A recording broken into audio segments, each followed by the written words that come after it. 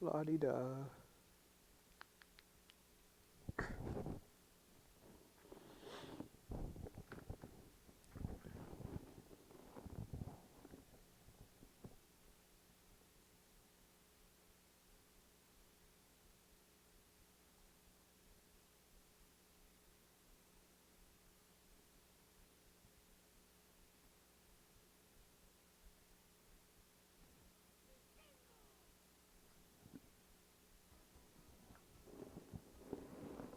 Oh, that's really quiet. Hold on.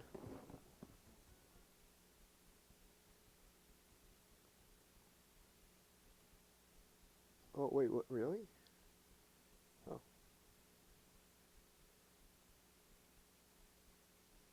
Hmm. Okay.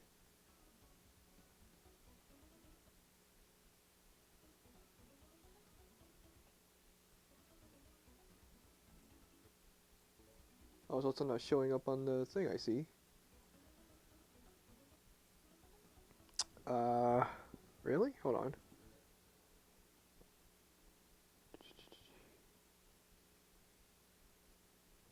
Really? That doesn't show up on the thing?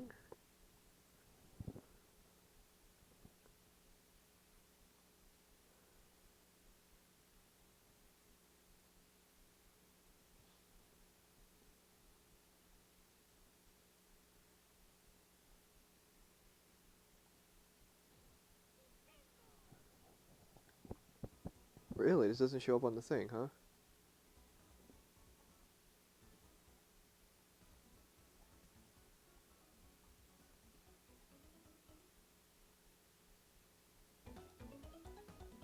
Huh. Uh,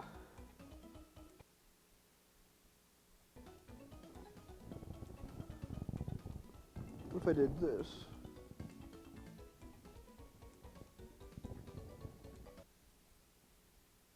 Really?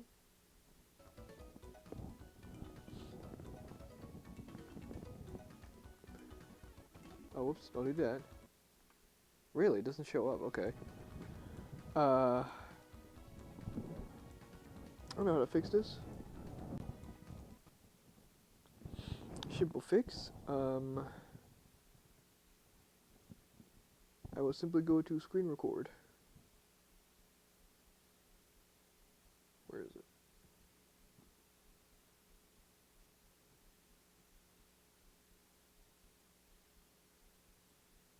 Oh, yeah, there you are. Hello.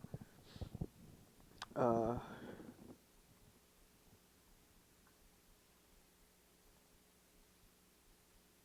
actually, no, I'm just gonna take this out. Makes it easier.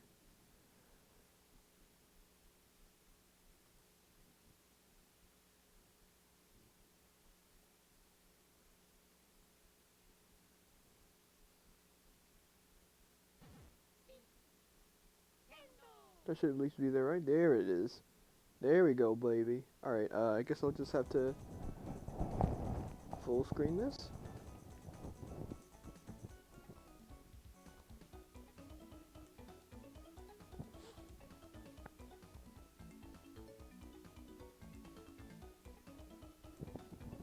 Go to my trusted phone.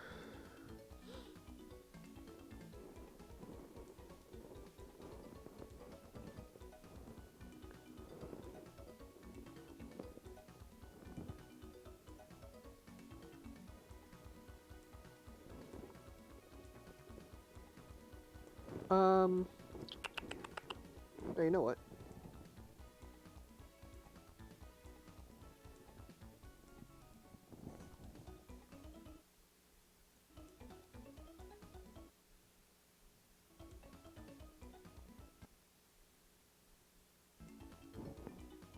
I'm trying to do that.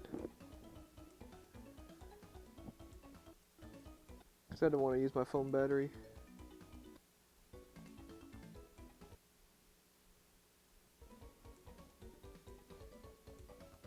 There we go. I don't want to use up my phone battery on that, so we'll just have this setup.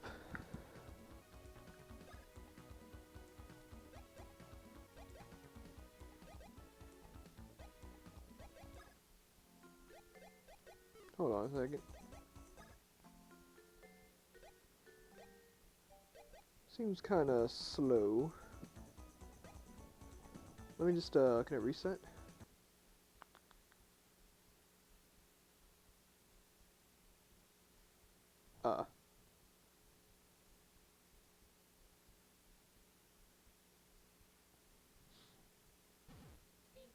Seems slow. Like it's not at 30 or whatever FPS this is.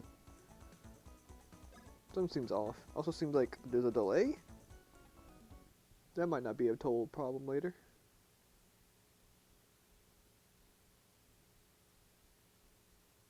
Wait, Game Boy Advance, what the fuck? What does this mean? Okay.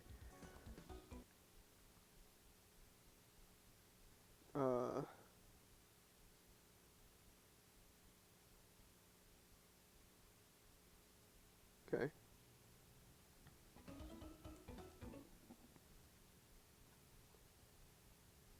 Video?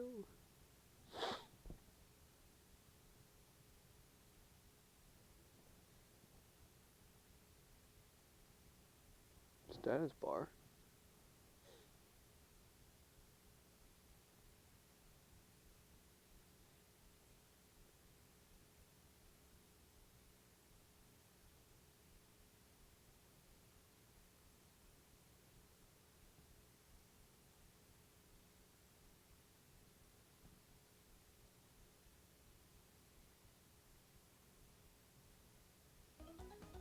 Oh, Jesus.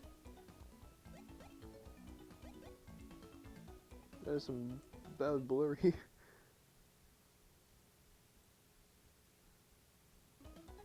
Yeah, I guess.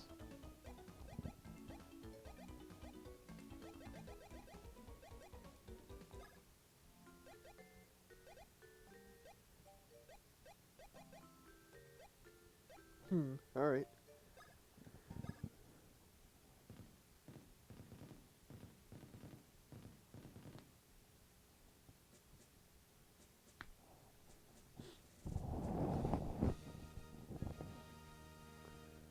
Now this is probably like just a handheld version of Paper Mario for me. I mean that as in just with how with my GameCube I played so much Thousand Year Door. When I had my Game Boy I played so much of this.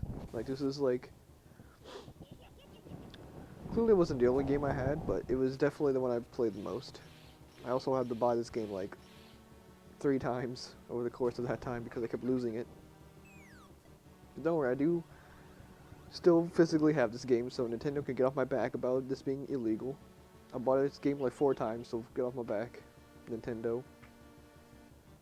What's next? You gonna release Skyward Sword on the Switch and charge $60? That's crazy. Maniac would do that.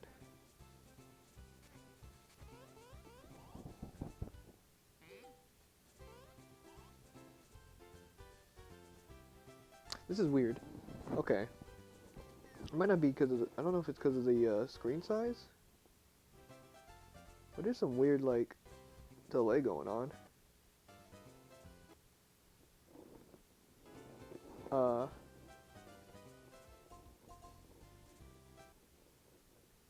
Kind of strange.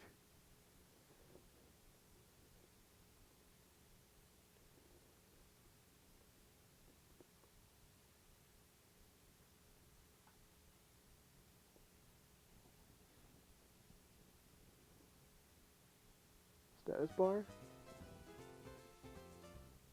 What does that mean? Oh.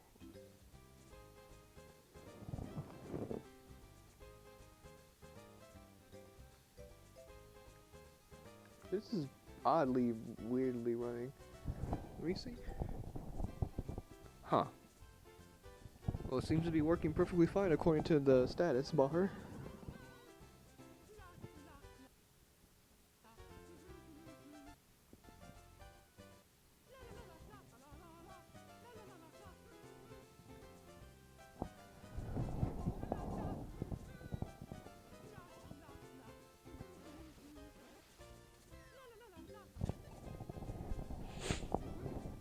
I don't know, this definitely feels off.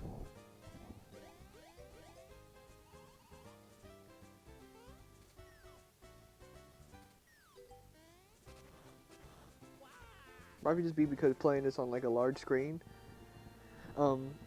makes it seem like it's slower, I guess. I don't know. I just don't think this is correct in terms of how the game is running.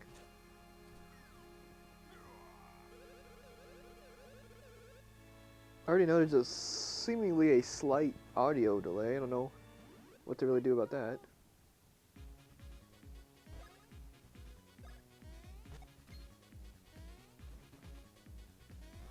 Hmm.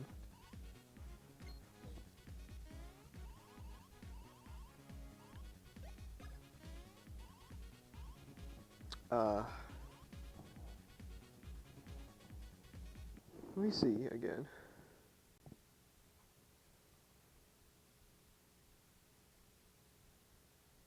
How is it full screen?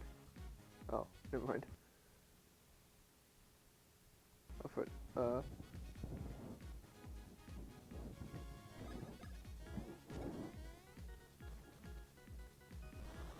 okay. Feels like it's the same in full screen.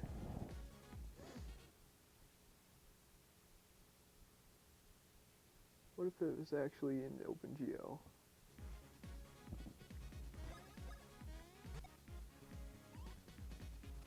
Okay, no difference.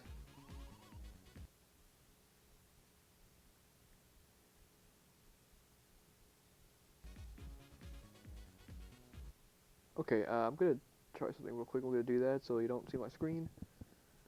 I just want to see something. Look up something.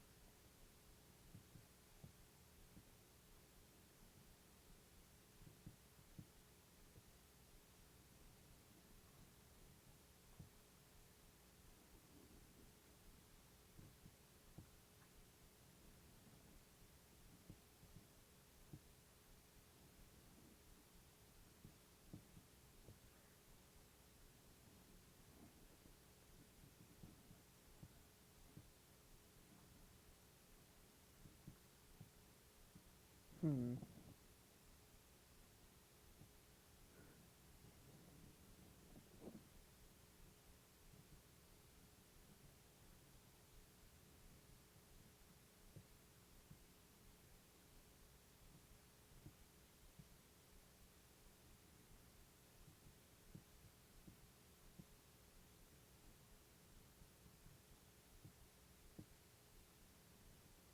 Whatever.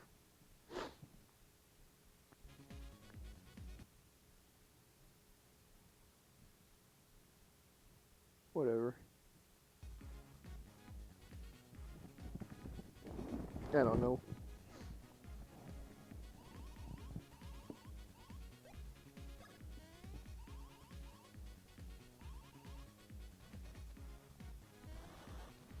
I can get through this fine anyway.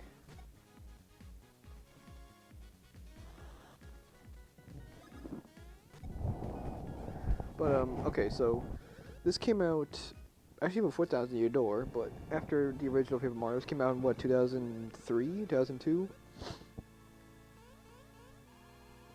I want to say 2003. I think this came out after Sunshine. But, this was basically the start of the Mario and Luigi series. Obviously, this is the first game. That's kind of how first games tend to work. There are currently 7, technically, Mario and Luigi games. Let's see, this, Partners of Time, Battle, Sword, Dream Team, Paper Jam. Yeah, 7 games. 2 of them were remakes. This game was remade in 2017? I don't remember exactly, 2017, 2018 maybe? And it was okay.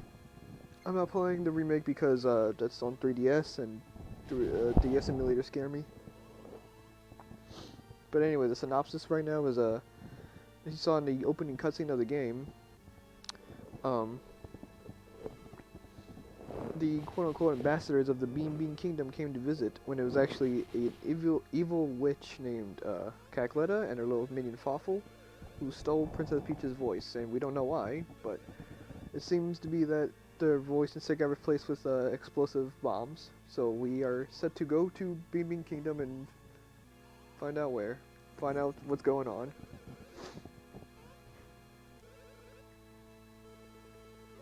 Oh yeah, let's get out of here.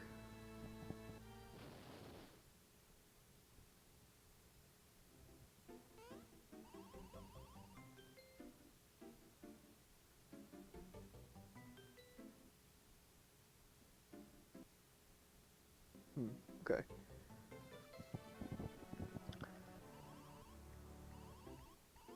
But yeah, see. Oh lord.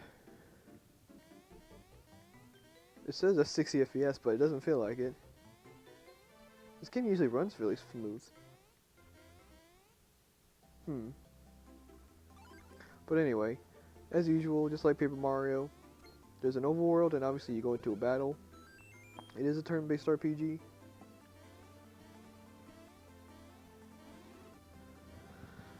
And much like Paper Mario, there are action commands. There is no really extra animation. You just do extra damage when you hit an enemy, when you hit the action command correctly. And with how dodging works in this game, there's no blocking. You dodge with, as you saw with me, jumping over the Bowser fire. If you know every single enemy attack in the game and know the circumstances, you can you can dodge every attack in this game. This game is meant to not be impossible when it comes to dodging things, so it's definitely possible to just take 0 damage in this entire game. I'm not good enough with that, especially with how this game is currently running on a simulator. I don't think it's going to happen. There is a slight delay, both audio and... But yeah, this is definitely not running at 60 FPS like the thing says. This is odd. Really odd. But this honestly isn't even that long of a game either. This is, I believe, maybe a 10-hour game.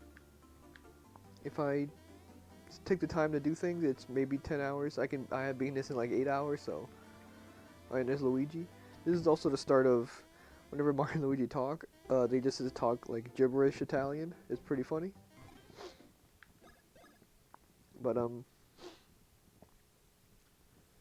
yeah, so this was the start of another good franchise that is still, I guess, currently going. Because after the Superstar Saga remake in 2018, last year there was a Bowser's Inside Story remake for some reason, which sadly sold super poorly, that it caused Alpha Dream, the logo you saw at the beginning that started this franchise, to go bankrupt.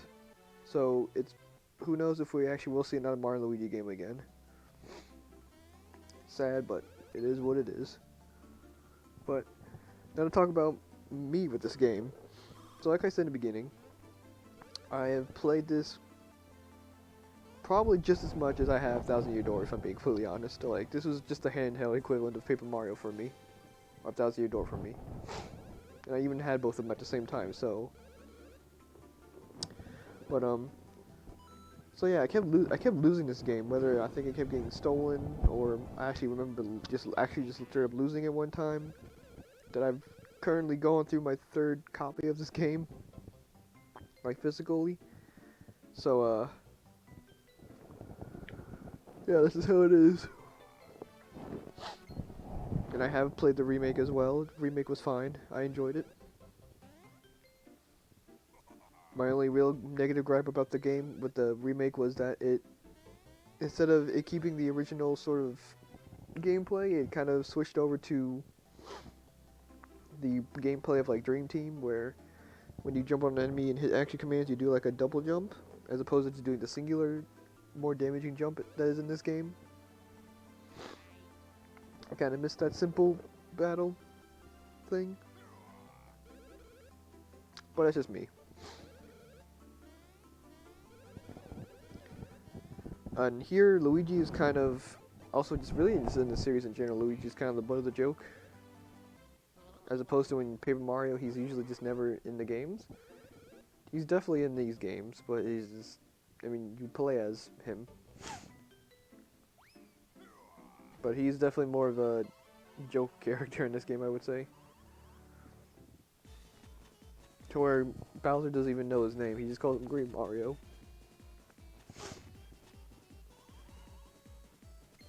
But yes, I believe this was released after Sunshine, due to the fact that Toadsworth is in this game. He's right there. But yeah, this is technically the last time in the game we are actually in Mushroom Kingdom. The whole rest of the game takes place in the Bean Bean Kingdom, which is pretty crazy to think about. But yeah, so we're leaving and not coming back until the end credits.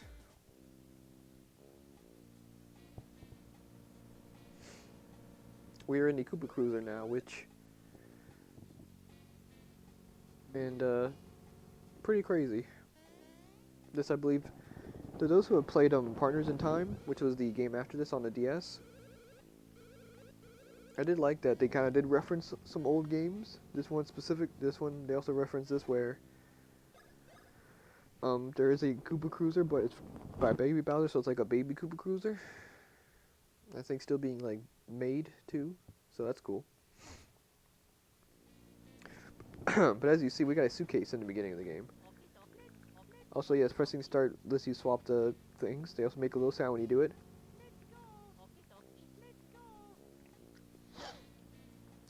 But these are really just tutorials on teaching you about the different things you can do with the bros. You control Mario with the A and Luigi with B.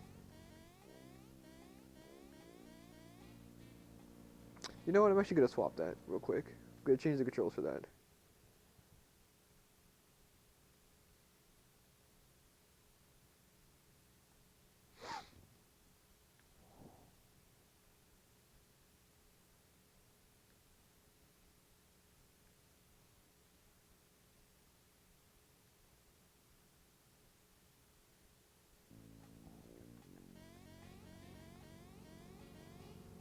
That feels better. Wait.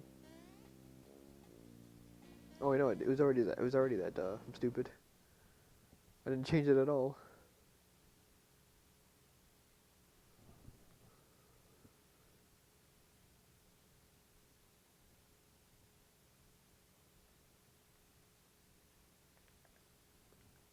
All right, there we go. Jeez.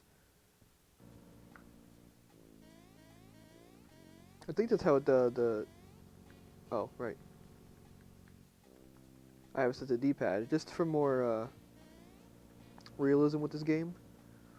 These guys here are just to teach you about this block tutorial, which is you do all this.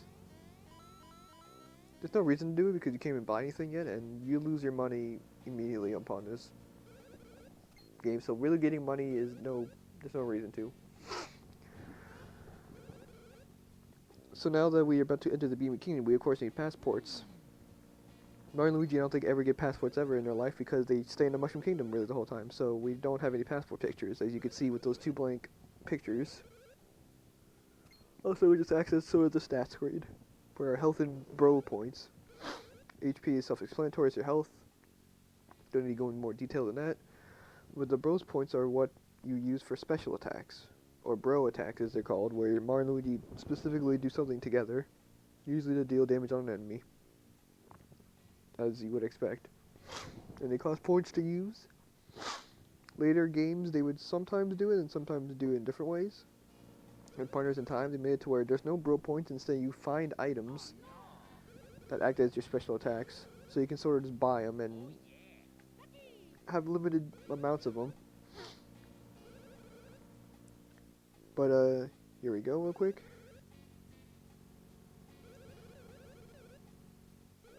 Now he's going to say one crucial thing is don't press any buttons on the control pad to hold a pose, like so, or so.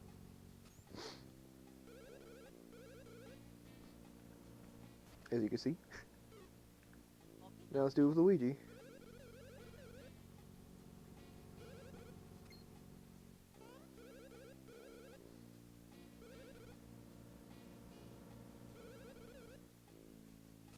cool. Pressing the same directions for both brothers does like the same sort of pose. I just like changing it up. There you go.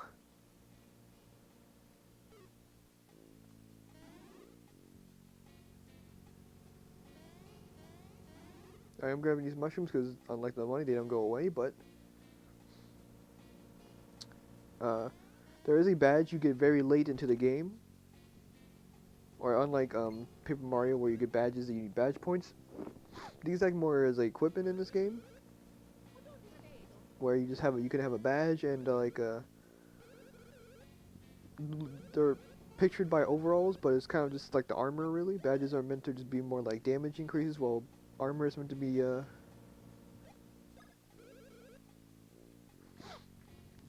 know, like the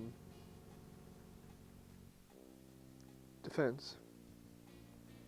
The guy was gonna teach us about fighting together, but we had to do it anyway here, so.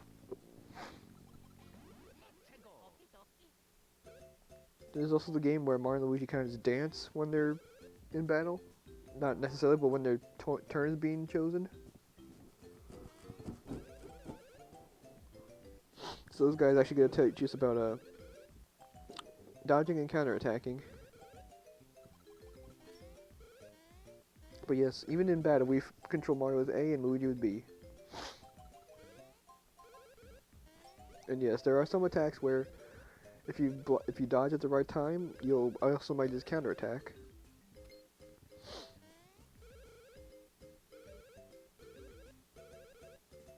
It's very much like Super Mario RPG, where you needed to keep pressing the same button during that command to use things. Like, if you want to use an item in Super Mario RPG, you had to press the X button to open up the item menu, and then also press X again to actually use the item. Because if you were to press A, you instead of going to the attack option. Or if you want to use a special attack, you had to press Y, and then press Y again to actually select it. That, I believe, is the same for this game. You use the A button for Mario's menuing, and you use the B button for Luigi's menuing. Pretty cool stuff. Now that all that's out of the way, oh, here we're going to be taught about first striking, similar to how it is in Paper Mario. If you hit an enemy outside of battle, then you get a little advantage. In this game's case, or in this series' case, it's like a damage that hits every enemy.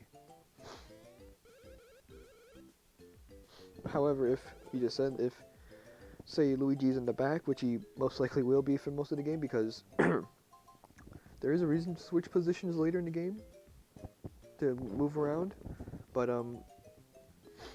usually it's only during that I actually will bother changing. There's no real reason to have him. Mario is usually like tankier, but has less health and does more damage, while, I'm sorry, he usually has more health, but, oh no, I'm getting this one mixed up. Mario does more damage, and I believe has faster speed, but Luigi has more health and stronger defenses, but he is always like usually behind Mario in terms of damage.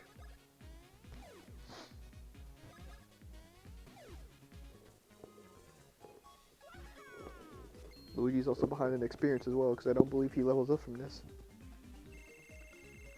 But yes, here's the level up screen. You get base points every time you level up, but you also get to do a bonus after leveling up. And that's a really good one. If you continue to level up the exact same thing, your bonus would barely stop being 2s and 3s and start by being like 1s. So at that point, the game is like recommends you to put that bonus into another point, so you can, for a few levels, so you can actually get good stats during level ups. This will be Luigi's level up. You can see he has less. He has more health, less power, but I believe more speed. I actually didn't see. But I also put power into Luigi. He also got the same. Now, despite their stat being the same, Luigi is, I believe, designed to be weaker. Obviously, I could just put everything into power for Luigi, and he will actually eventually become stronger than Mario, but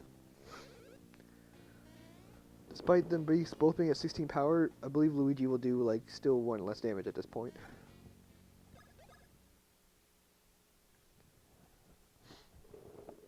It's not really gonna be that big of a deal either. Like usually, if I keep their power in check, Luigi will usually only be a couple damage behind anyway, so it's not that big of a deal. But I forgot to mention, the guy I was explaining and I talked about something else.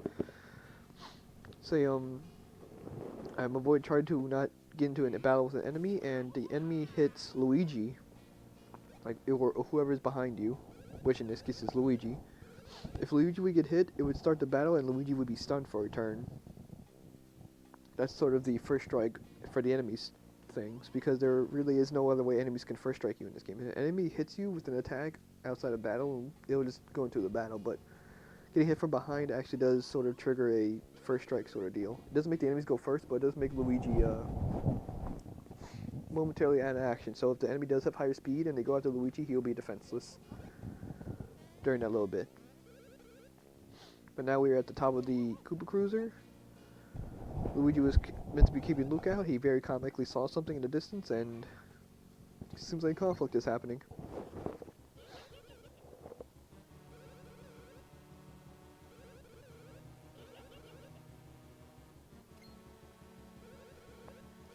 Oh yeah, this is Cacletta. She is the one who stole Peach's voice. So now she's trying to end our journey by destroying the Koopa Cruiser.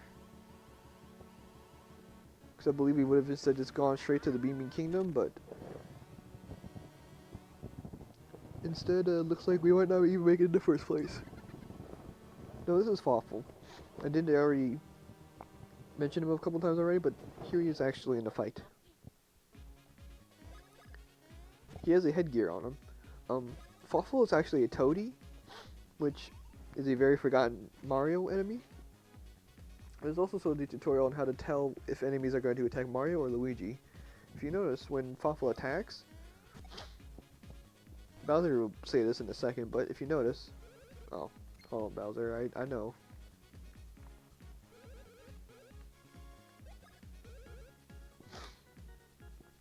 You notice he says Fink, Rat, and Green, which means he's going for Luigi. But anyway, so Fawful is a toady, which a toady is those enemies. I believe they made their debut in Yoshi's Island, or Yoshi's Story. I actually don't know which one was first. I think Yoshi's Story was first. No, that can't be right. Yoshi's Island was a SNES game. So in Yoshi's Island, there was these red coated enemies that like carry baby Mario away if you don't rescue Mario in time, and like get an immediate game over. Those are toadies. They also make an appearance in the Yoshi Story. Kind of doing the same thing. Which they are little, I don't know exactly what they are. I know I just said they're called toadies, but they usually do have like little spiral glasses, and they're usually very orange in color, but I think in this case, Fawful is green. But he does have a headgear that he apparently has multiples of. Because I mean, we destroyed it, and he has he also looks to say I have Fury a lot. But also you saw, he seems to be pretty defenseless without his headgear. But as you can see, despite us seemingly defeating Fawful, he still gets the last laugh and runs away as destroys the Koopa Cruiser.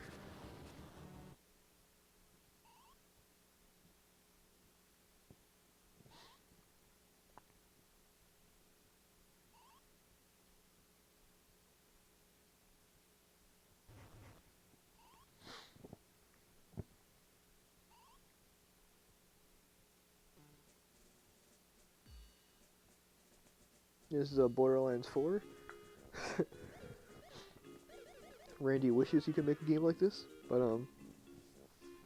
so yeah, luckily we didn't end up dying from the explosion or the crash in general.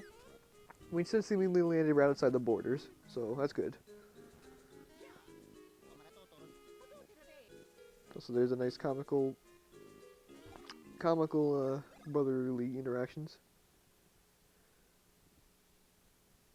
So yeah, we landed right outside Stardust Fields on the Mushroom side, which we are still technically speaking in the Mushroom Kingdom, just basically on the border of this and Beeping Kingdom.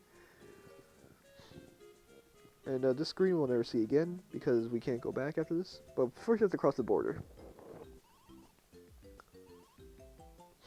And there's a theme of brother-like characters. Like most characters we've been interacting with usually have like they usually teach you something.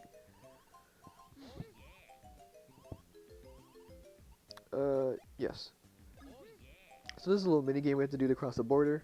You can redo this mini game multiple times, which I will tell you about when the time comes.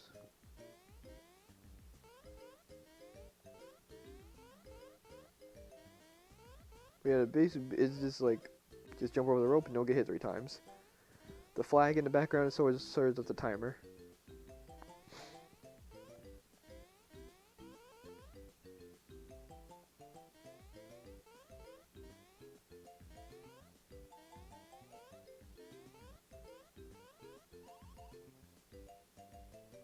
And yeah, that was it.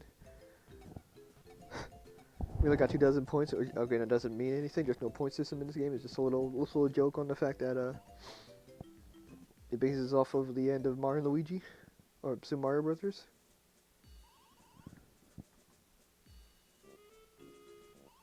Okay, so I am gonna sadly pause the. Let me do this again, so you don't see my screen.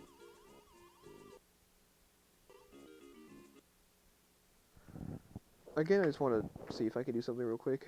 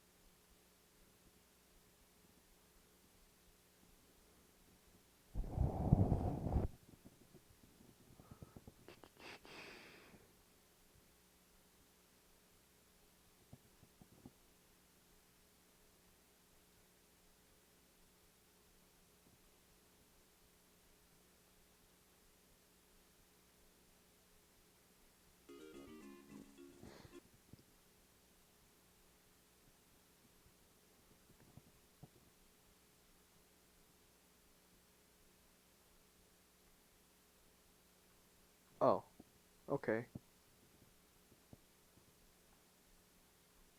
I have to reopen the game because the game crashed when I tried doing something, or the emulator just closed.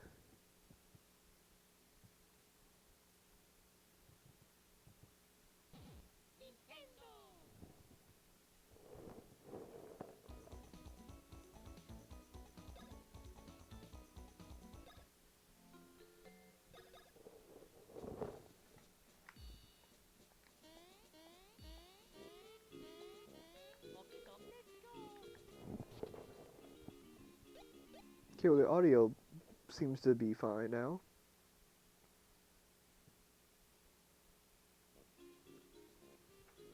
Now,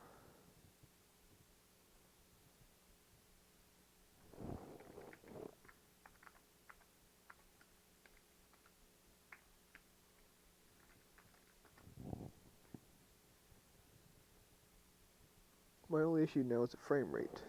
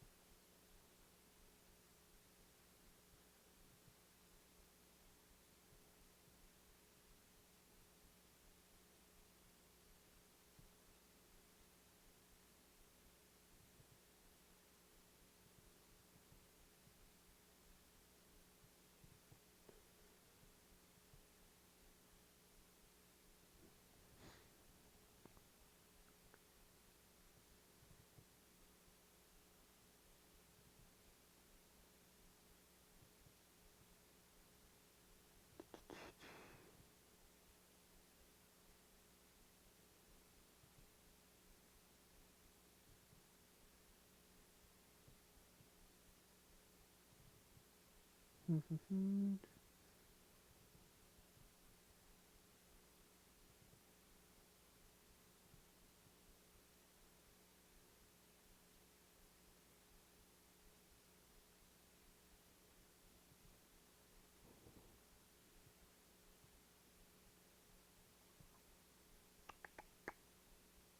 is good content I got going on here. Let's. Oops.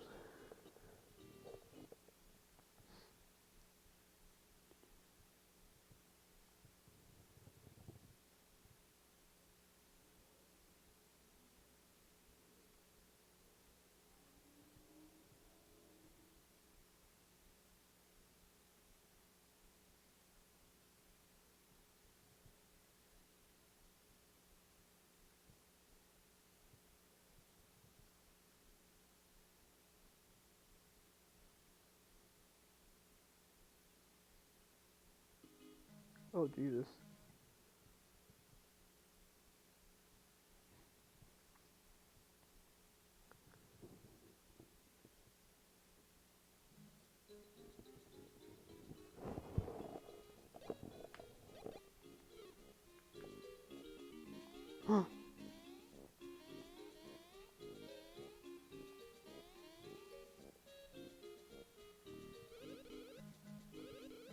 Oh well, well, well.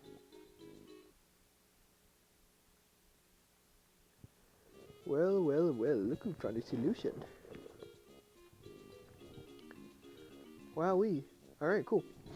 So we have to do this again, sadly, because due to the game crashing, I didn't really able to save.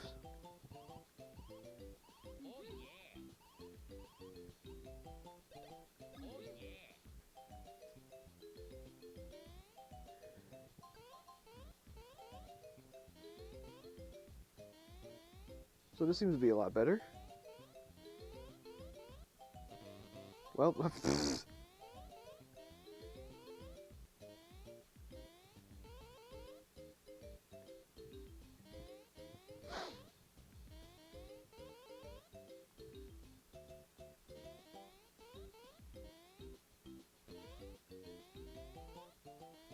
it's gonna be even a less score now.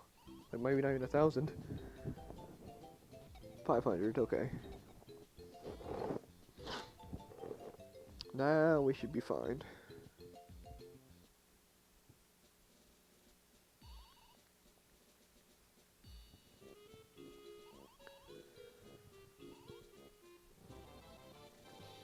Now we have a map. Usual stuff. And this is a warp pipe. Here you can see the entire map of the game. This house has a fast travel system. We're gonna go right back in here. For you'll see why. Now we got Border Jump 2. The infamous Border Jump 2.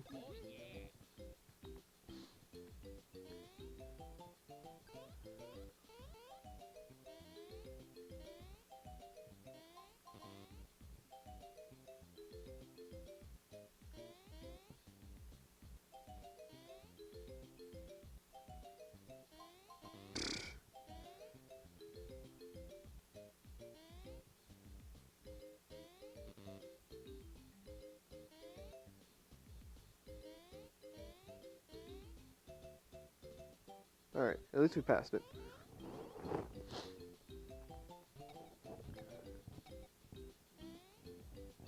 And you will see we get...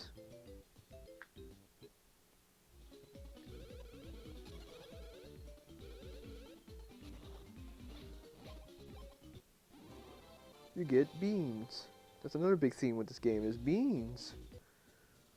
And it's not because we're in the BB Kingdom, every Mario and Luigi game does this after.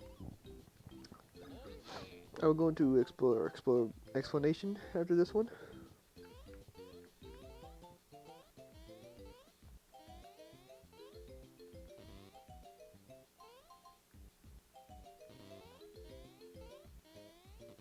Jesus.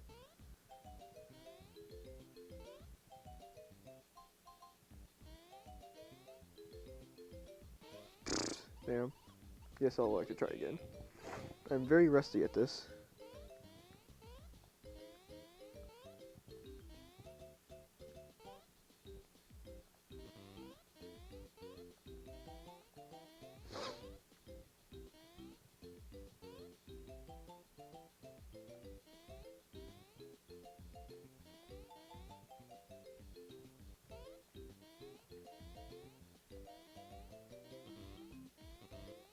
Jesus. Alright, they got me at the end because they kept thinking it was going to end sooner than it did. I don't believe it matters with how good you do. As long as you pass it, you get the maximum beans.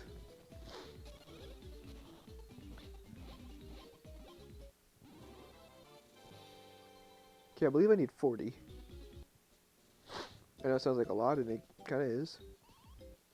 And there we go, Super Border Jump Sunshine. I believe this is the final one.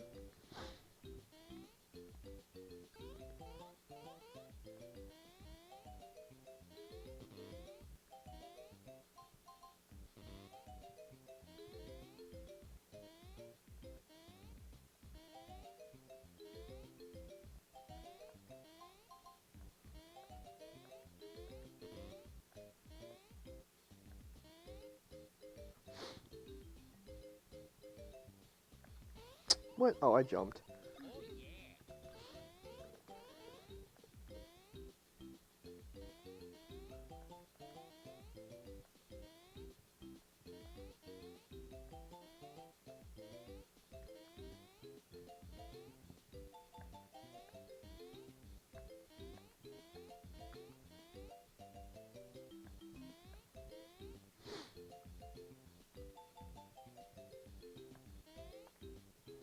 There we go.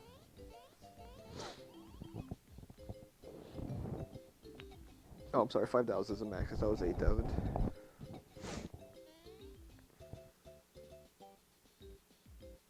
But yes, redoing minigames gives you these teehee beans.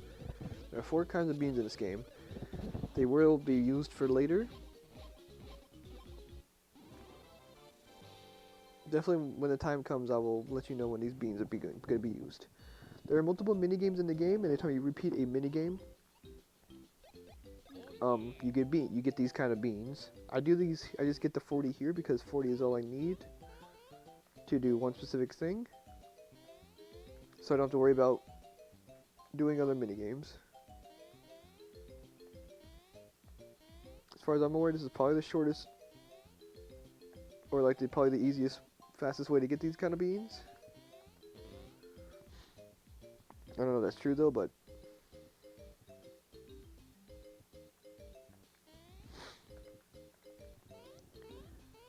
so we just need to do 40. Yeah, that doesn't mean taking some time to do this. It's probably going to take like a few more. We do have to sit through the skin every time.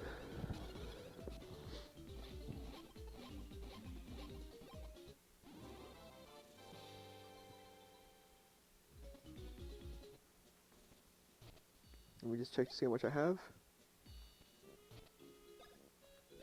15. Oh boy.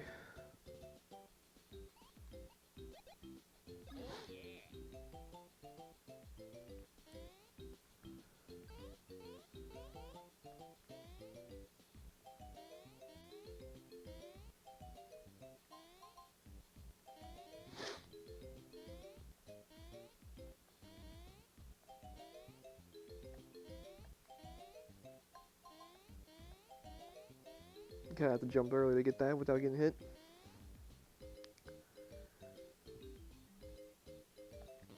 Dang, I don't know how Luigi got hit with that when I jumped at the same time, but oh well.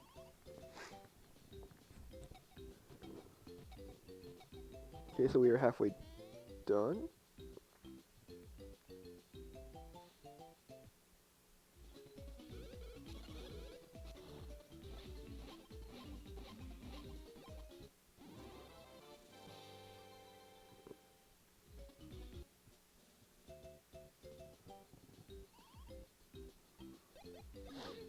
It'd be funny if we just walk in and you're like, you want to play? And I'm like, no.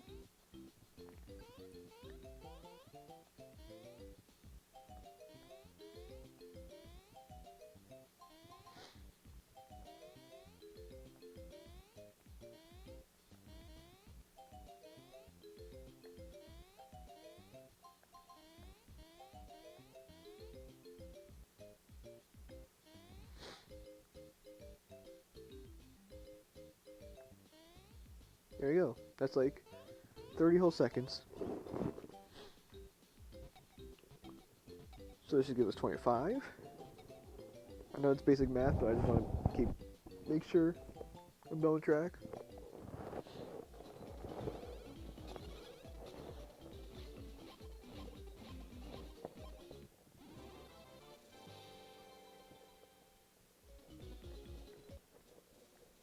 I keep using a joystick. The cutscene to get back to the whole time to get back to this part takes longer than the game itself. Uh-oh.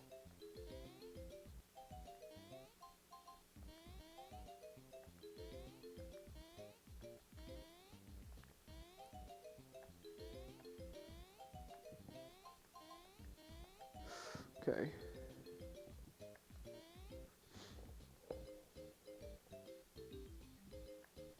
Alright, cool. Whew, that got really scary. Considering on the very first thing I did in both of my lives.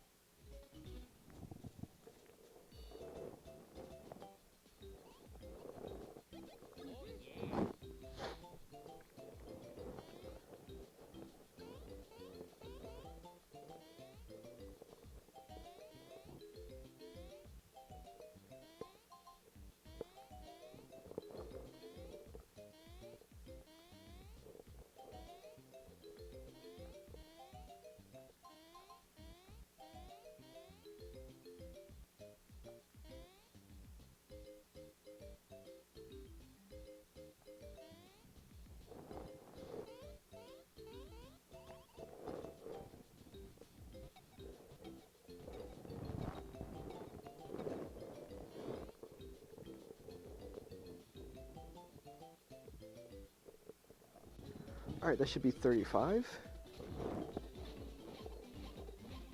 Or it should be.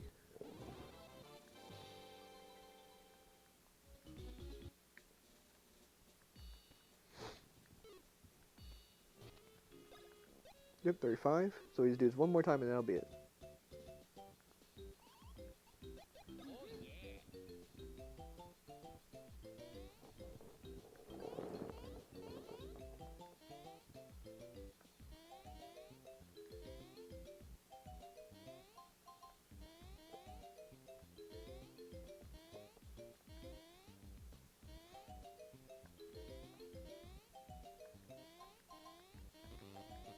Okay.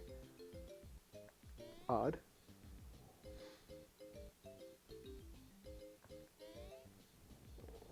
And there we go. Goodbye, border jump bros. I guess they're just called the border bros.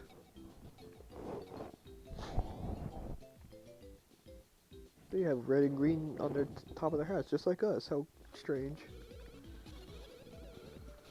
Strange how duo characters in this game are also represented by red and green. Alright, we are now got all the beans, the hee beans we need, or tee beans, I'm sorry.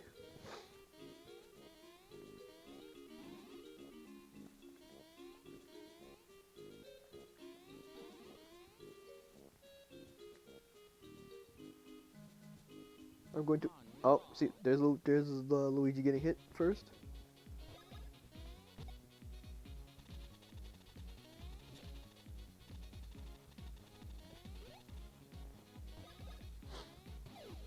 And we managed to look out and Luigi ended up not being targeted.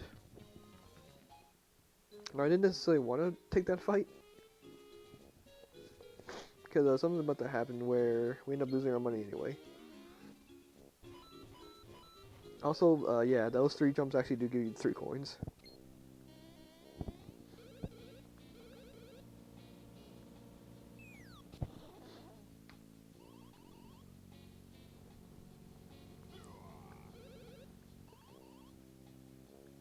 Yep, this is Toll Star, I guess sort of the toll booth of the Bean Kingdom. And yes, we do have 115 coins because we had 112 after the battle, and like I said, the jumping on Bowser gave us 3.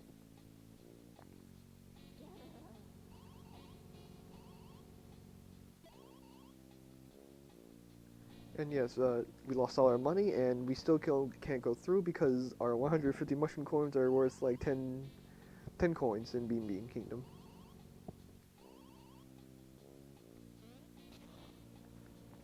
So now we have to get 100 Bean Bean coins, which means just coins, because they don't mean to get into the specifics of them being called Bean Bean coins, but it's just we in the Mushroom Kingdom no more. We are, I guess, now officially in the Bean Bean Kingdom, so it only makes sense that we now have to start using their money. What a crazy economy we live in.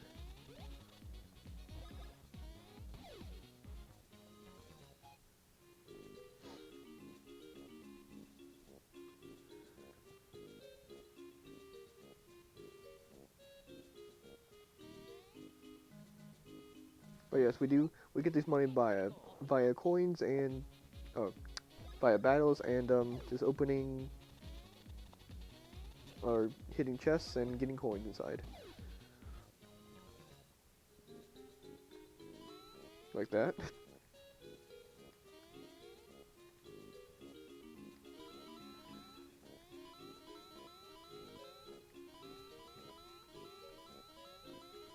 Okay, that was kind of rough.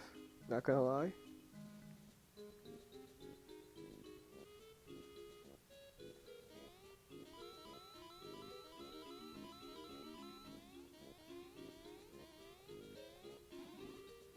There is an enemy behind here. Usually people might end up getting hit from behind with it because they don't realize when their back's turned and one will just sneak up right there.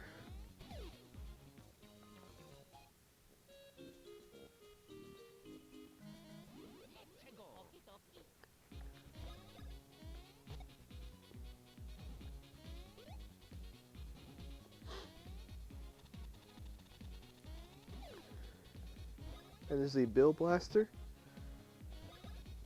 Obviously just the cannons that shoot bullet bills. Bullet bills are not enemies in this game. They also look kind of strange in this compared to how they look in later games. Or, you know, like Paper Mario or whatever, they look strange here.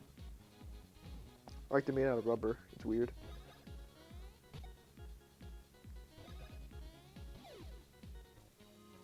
And there you go. It's another level up for Mario.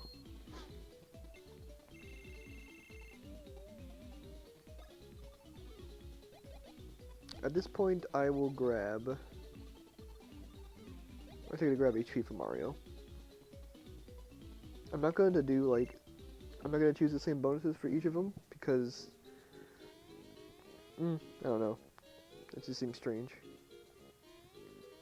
And you grab Syrup. Just like in Paper Mario, it replenishes your brother's points in this game, as it would replenish your Flower points in Paper Mario.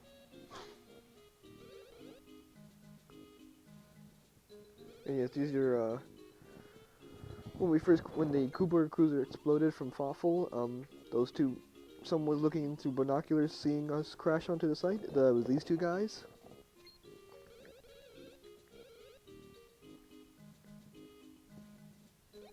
These are, as you can assume, two brothers also.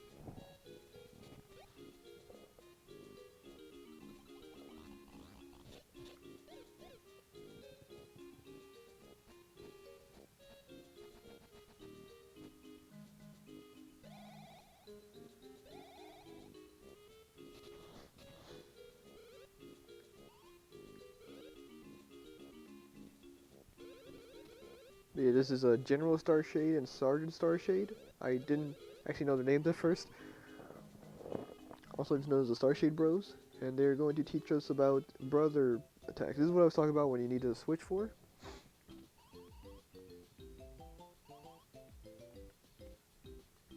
So while Luigi is behind you, you can use the high jump. And there you go. The name is pretty self-explanatory. There you go. Now, with Mario behind you, you can use the spin jump. Spin! Also with Mario saying spin.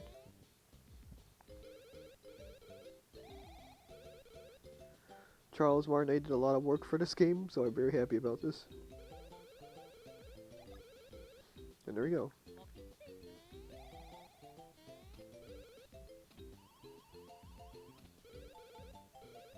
Yes. And now for a quick little test or training run, we got to go get that flag.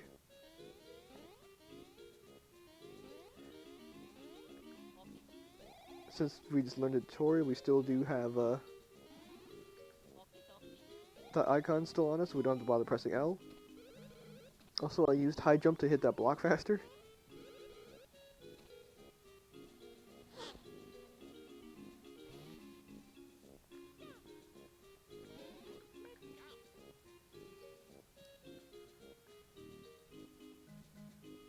But now we are back on the coin hunt. I am going to use a bros move, and since yes, we do unlock bros move now. And there you go. I don't really remember if someone tells you about it, but if you do enough bros moves correctly, you you unlock sort of the advanced version of it, which usually does something obviously dependent on what the actual attack is. In this case, in Luigi's case for Bounce Bros, which is the name of the attack, it will allow both Mario and Luigi to sort of split up and hit both enemies. And the strange thing about this is, despite Luigi doing the attack, like it being on his turn, the damage from Bounce Bros actually ends up being Mario's damage, since he... I'm sorry, if you screw up Bounce Bros, so Mario's the one who would jump... I'm screwing this up a lot. I actually need to think about this. So you notice here,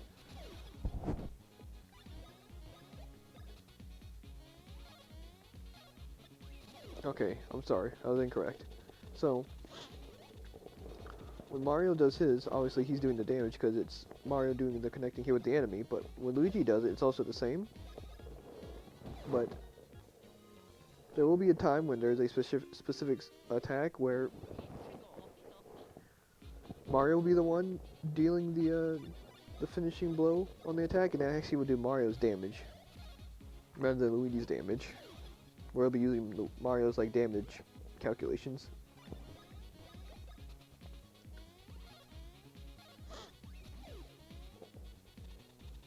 And I have to be hitting these correctly to actually get progress for advanced, which I am not doing so good. Okay, that was bad, but it's still fine. This game gives you plenty of opportunities for money in this.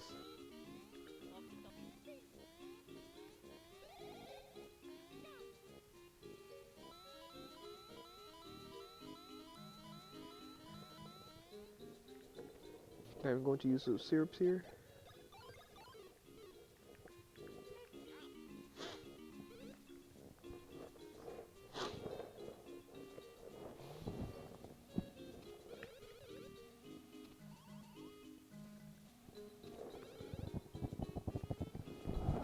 But yes, every time we learn like a sort of new technique that we can use outside of battle, we are also sort of able to optimize using it in battle as well.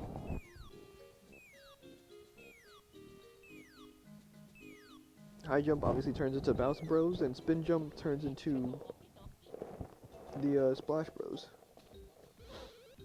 But yeah, this is the Brothers Attack tutorial. We already did it, so we already know how it works, but...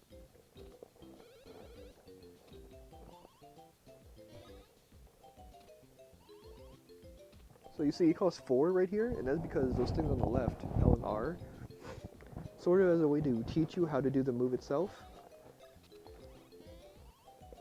Mode 1, which usually costs the most Bros points to use, is a very slowed down thing where the button prompt pops up, as you can see right here.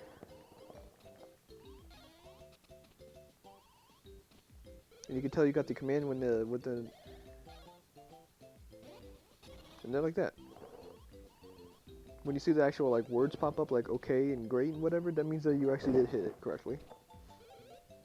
Obviously you will see miss if you actually miss. Yes. R and L buttons, yep. Both 1 and 2 I believe are Yeah, mode 2 is without the slow motion, but mode 3 is with the icons. So you want to constantly do mode 3 since that makes it cost less bro points, and if you already know the button combination, then you can just do it without the need for slowdown or button prompts, which I have been doing.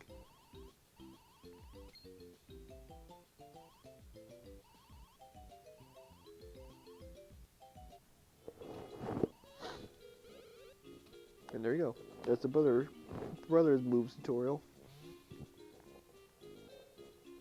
Large team with brothers in this game.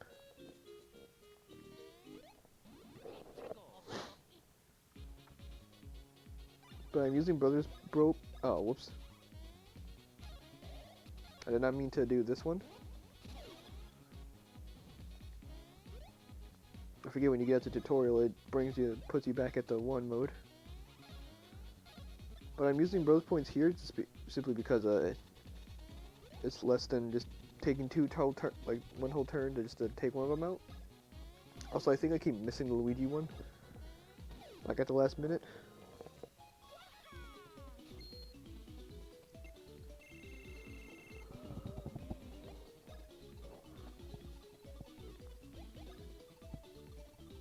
I'm actually gonna decrease bro points here, so I only went up by 1. But it is what it is. Luigi almost actually got hit there.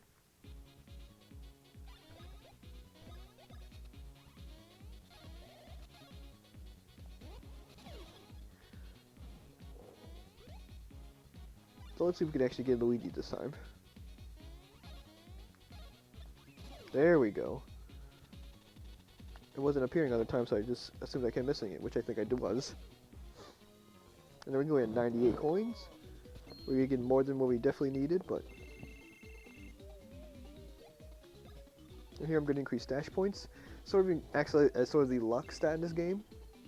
Increases the chance of getting like critical hits. As well as when it comes to shopping, it allows you to sort of get discounts on items.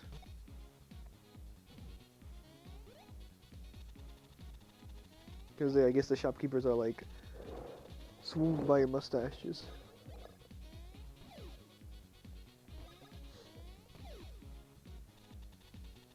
But I'm not using it for any more growth points because we don't really get syrups anymore for some reason. So I would like to keep that as much as possible.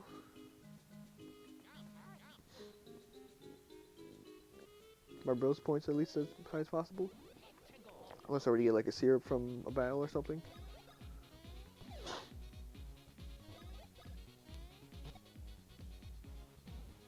Also, your health doesn't necessarily replenish when you level up either, as you can see. At least I don't think it does. It doesn't seem like it though.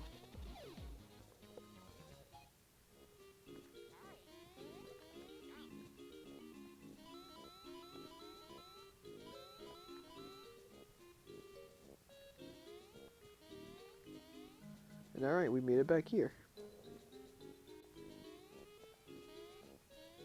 I'm not sure if there is another enemy here. Oh, that's right, we could do this now too. This whole section. Guessing if you just did end up missing some coins.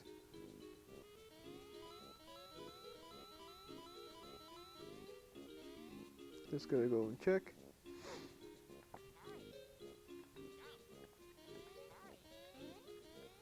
Check to see if there's even any coin blocks. Nope, okay.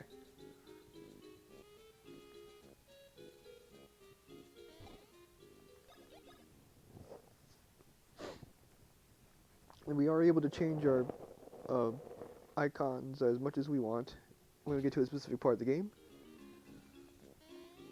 And they even include more facial expressions.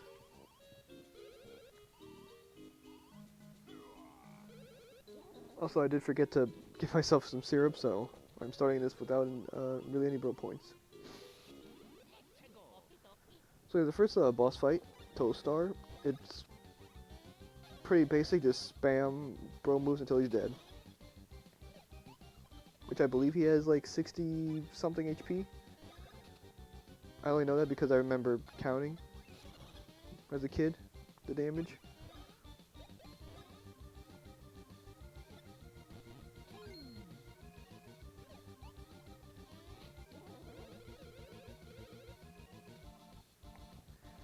But yeah, he kind of just says right there, his tell for his attacks, which he says is his hand.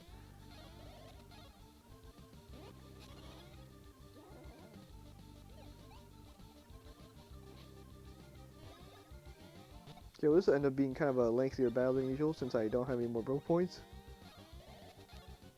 So Mario's gonna be the only one doing anything. Obviously, you don't jump for those because they bounce right over you. If you jump, you actually take damage because you hit it when it's coming up.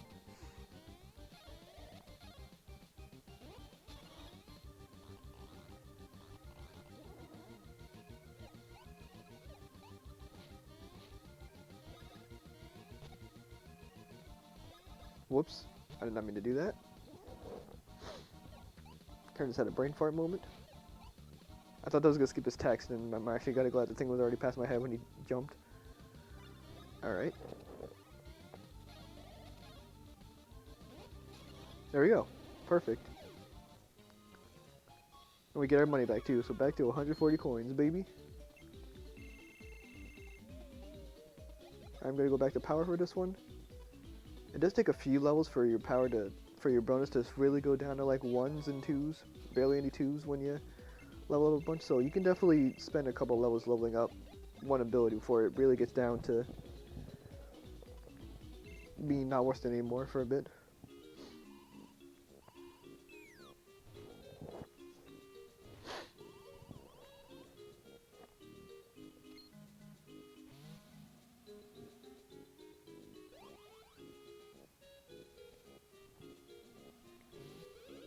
So I'm guessing you were kind of upset that that we were making a whole lot of noise up there, so he just did that. Oh. But alright. That was the first boss down. I'm gonna wait to save since there's another save pot really not that far ahead.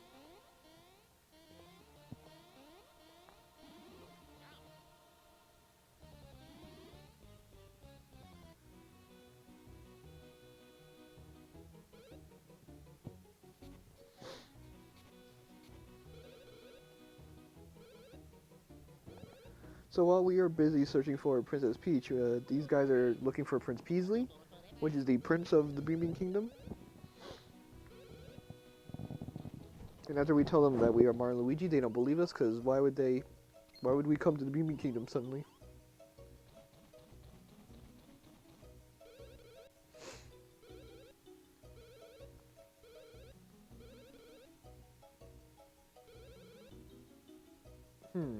Sounds familiar. But, so they have their own problems they're kind of going on about, which, surprise, surprise, we might have to take care of instead. There's a little side path here I'm gonna go through first. Obviously, you can't do any of this right now. We don't have any way of breaking these rocks at the moment.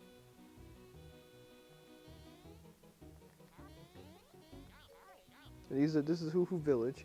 These X spots on the ground, they are another way of getting beans. Okay, I was actually checking if I even had my 40. But yeah, this is Hoo Hoo Village.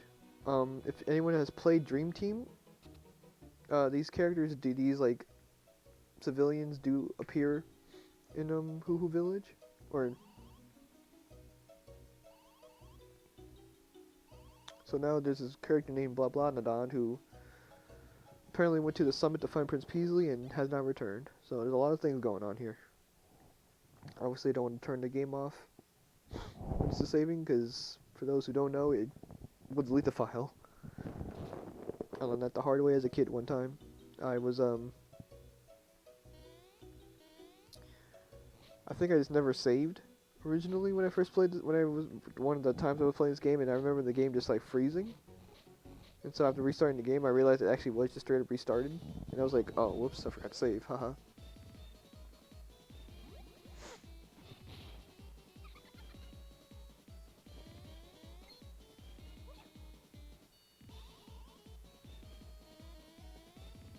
Yeah, Fable's got some interesting mannerisms. He also does like saying "I'm free." Like, calculator has already begun smearing the butter of her next tasty plan.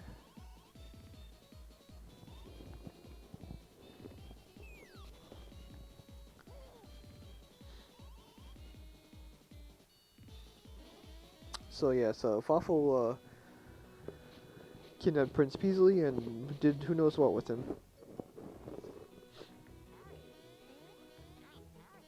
Well, that's unfortunate. Yeah, and like any other time that would happen, if one of them misses a platform as we are jumping on, we just can't really move unless we rejoin them, as you can see. Because I'm guessing they're programmed to sort of always be like this close to each other, so they actually, unless you do something that actually does sort of separate them, which is a thing that becomes apparent later on, you kind of can't miss any platform with them, or you have to start the platforming over.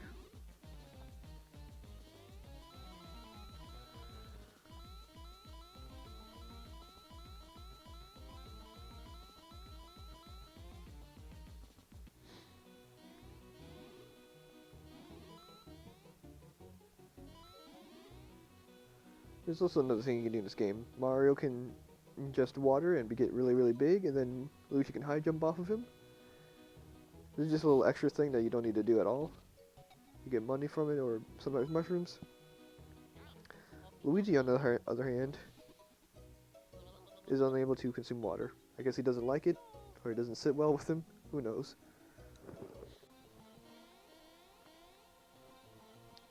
That was really more just like a bonus area where if we get a certain ability later on in the game, we'll be able to sort of do something in that side area, but we don't. So we just go grab the items there and just head back.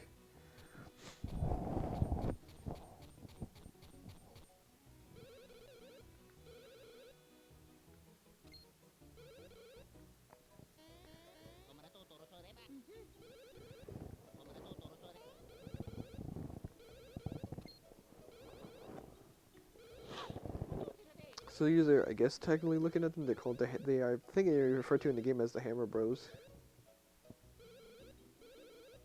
And basically, they need hoo-hoo blocks in order to make a hammer. And so you can get some from the mountainside. So we'll go there.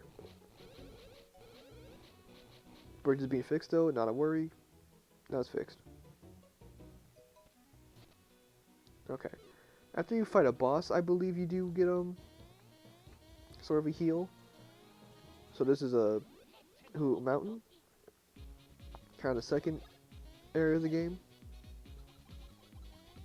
This is a Game Boy RPG, so obviously maybe within like an hour and a half you'll be exploring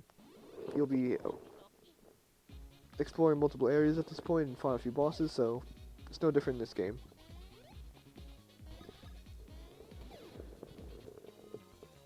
And you saw we got Woo Beans from that. Woo Beans is another type of bean. We need more than 40, as we will need them for more than 2 uses. It's actually the most bean we would be trying to gather during this. Except unlike Teehee Bean, it's completely random. Usually we'll get them from bean-like enemies.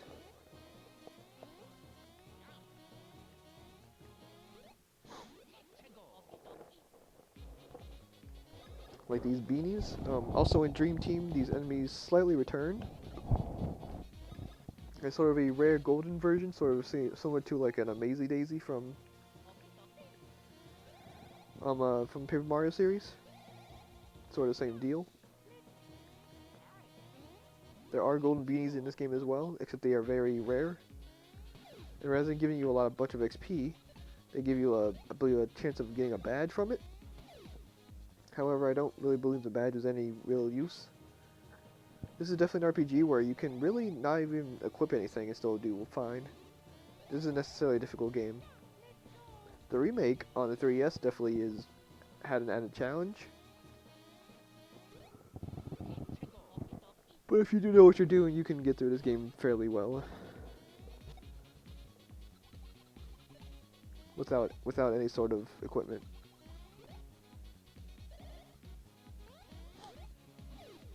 Now with dry bones, the way the head is spinning is the tell. If it's just spinning while it's straight up, then it's going for Mario. But if it does sort of a more windmill-like spin, it is going for Luigi. And that was our first critical of the game. Probably not the last, but who knows. We got 2 from there. And I know I pointed out these circles on the floors. Those also contain beans. I believe they're called chuckle beans. We also only need 40 of them to do what we need with them. As I said, the only one type of bean we don't need 40 of, we'll need more than 40 of, is the woo beans.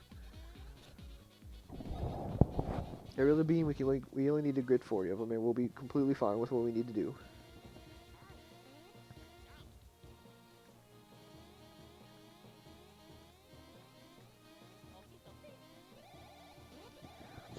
That sign on the wall is just telling you that if you spin into these windmills, you can get some distance off of them and fly across things, which I just did. I don't know how that entire interaction happened without any of us getting into a battle.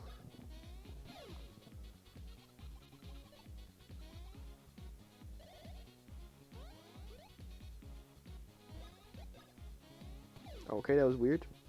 I selected the dry bones. We got Moon Boons and a mushroom. You can get multiple items from a battle, as you just saw. I'm going to increase Mario's defense on this one.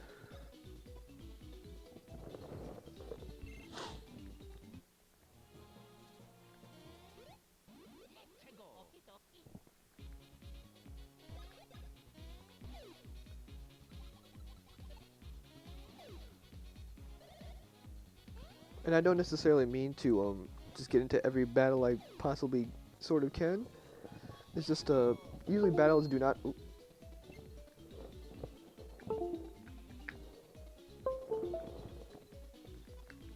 I see it's gonna be the same deal with Super Nintendo, huh? Or I have to restart the emulator. Let me just do what I did last time. Was I load a save state?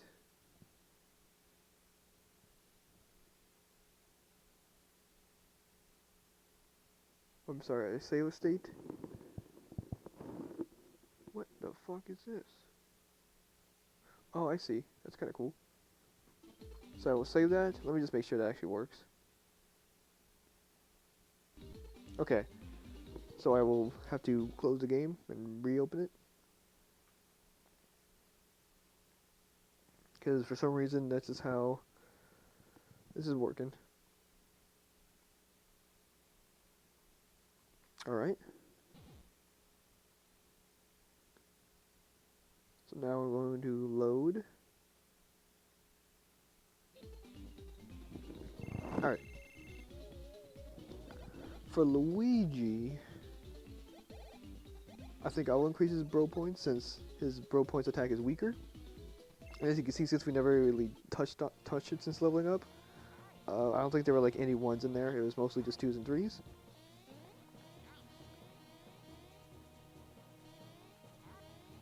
So, yeah.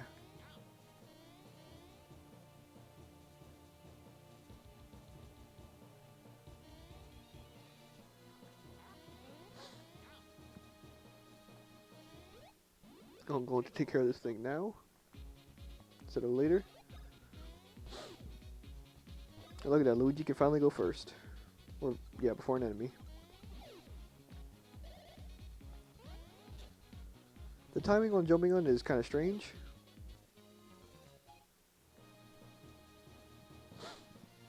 Game does kind of have a bit of a thing where it really wants it to be pretty close.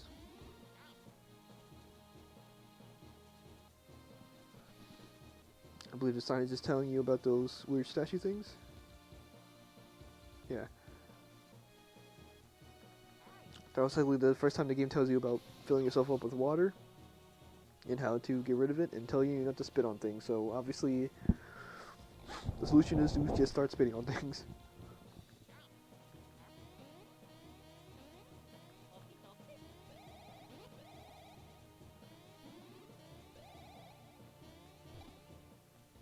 I believe this is the Hoo Mountain Watering Hole save. Mm-hmm. Thought so. Now you are unable to move around when you preparing a spin jump, which is kind of the downside. So if you feel like you might not make the jump, don't be afraid to just turn off for a second and just remaneuver yourself.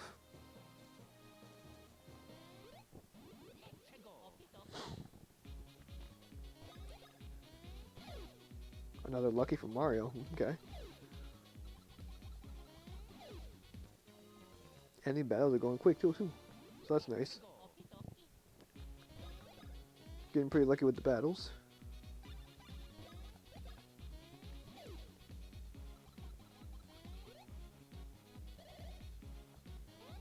I believe finally that was one for Luigi. I think he kept attacking Mario the whole time.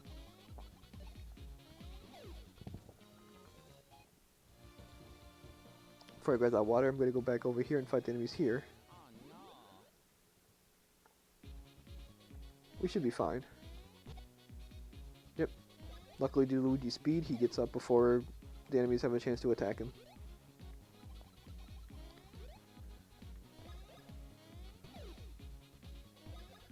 I never really necessarily need to worry about Mario's speed. Unless I start slowly increasing Luigi's speed from level ups, I don't think there's ever going to be a real problem with Mario not going first. Hey, there we go. First lucky from Luigi. Now I need to extinguish both of these, so this will take a second.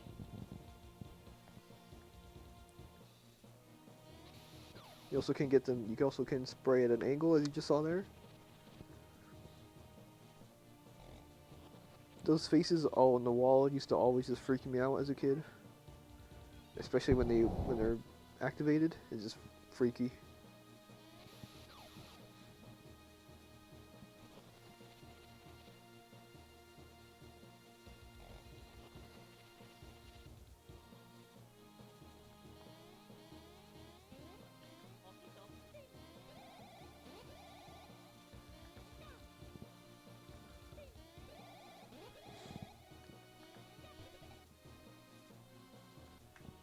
That will activate that, so now we can finally go put out that flame.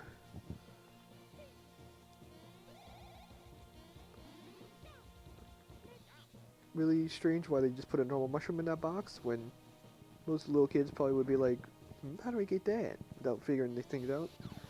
Yet they just make the reward a mushroom. Instead of like a super mushroom or something. Or something that is slightly better.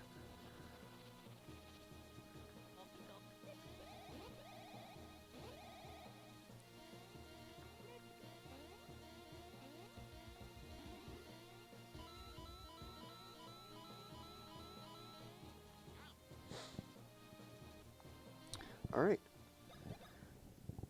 I don't remember the name of this one. The Hoo-Hoo Gate, right. So, judging by the name, this is a character named Hoo-Hoo-Rus. So now we will try his challenge. We must collect these 10 spirits within the time limit.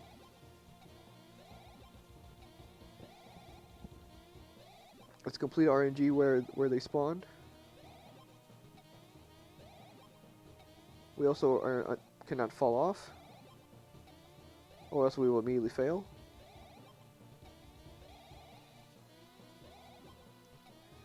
It is possible to just become so incredibly unlucky during this that they always spawn like at least 2 blocks away, which I think is extremely difficult to get all of them within the time limit, so at this point you'd probably just give up and just retry the challenge, but hey, here's the real challenge. It's a boss fight. Now, the gimmick with Hoo-Hoo-Rus is that he hides in these pillars, but if you destroy a pillar before you destroy the one he is in, then that was too slow. Yeah, and Hoo-Hoo-Rus does some damage.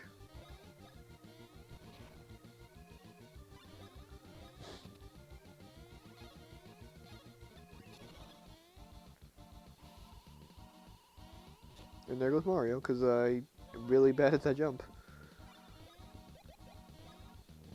You can eventually get 1-up supers, which fully heal you back. I believe this does only half, so Mario definitely needs some defense.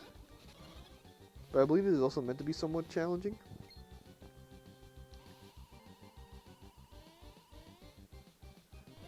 Given how much defense he would have, or health he would have at this point, 6 damage is kind of a lot. I believe Splash Bros should be it. I definitely remember this guy not having a lot of health. I believe he only has maybe around 50 health. Maybe even slightly more, but yeah, that was it. We even got our mushroom back, sort of. So I am going to go for maybe health again. That's really unfortunate. Oh, bye-bye, Horus. I believe since I was in... Yep. Since I was like a little mini-boss fight, it gave us back our health and bro points. Which I don't think I ever paid attention to as a kid, that happening. Never crossed my mind when I saw my health was completely replenished after a boss fight. That was just normal.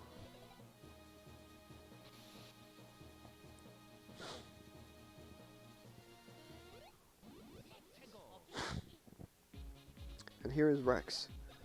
Rex is, I believe, an enemy from Super Mario World. Where it starts off as like a giant dino, but as you stomp him, he gets smaller. I do enough damage to where I just defeat him outright. But you cannot avoid his attack if he is at his top height. You instead have to hit him once, and then he'll get smaller, and then you are able to counterattack him. And then you're able to hit him again, and he'll become even smaller. But then that'll be his peak height, or his pink low height.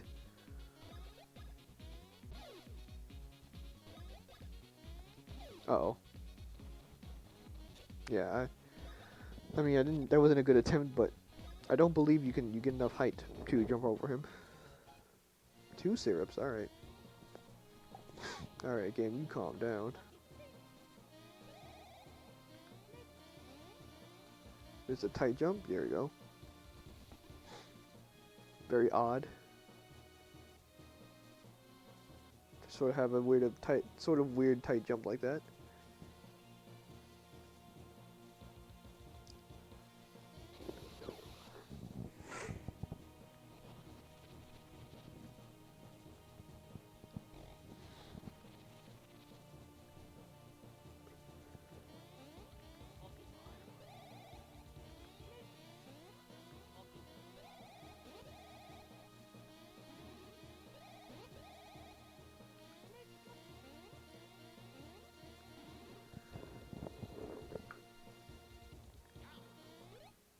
We are reaching the near the summit.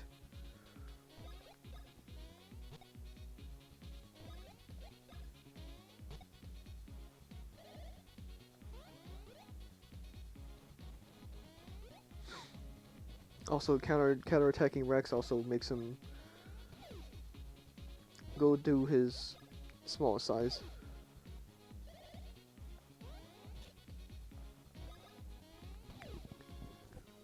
And if I do jump too late, it will not do counterattack damage. Instead, the head will just go back to him.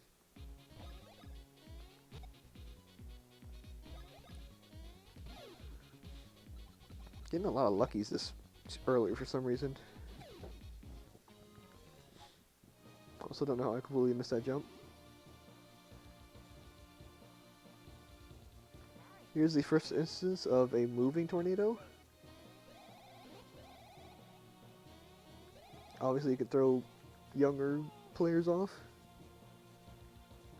But yeah, this is the final room before we reach the summit. I immediately recognize it, but via the fast-moving tornado.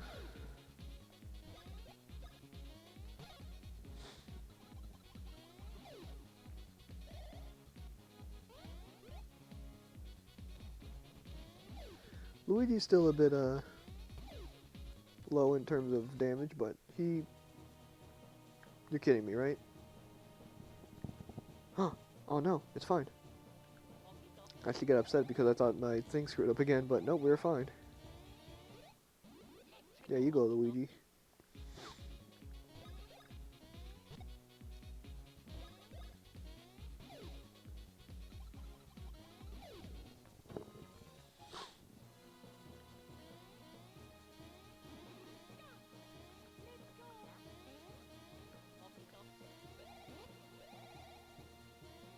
And you don't even need to, you don't even need to really get the,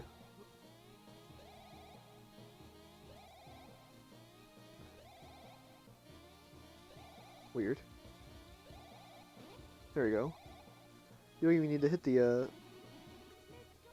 fast tornado. Alright, we are at the summit. I am going to heal.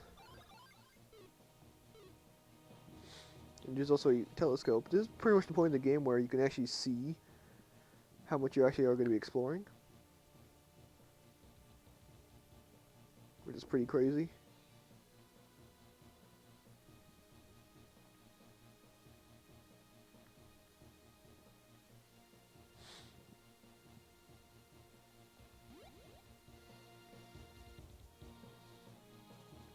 Really shows you how big the world really is.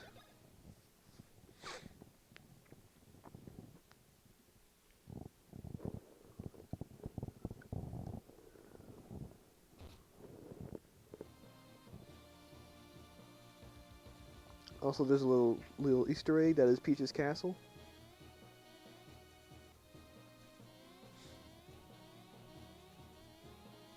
Don't know if that's meant to be Peach's castle from the beginning of the game, but it also might just be a joke of Super Mario 64, like a little reference.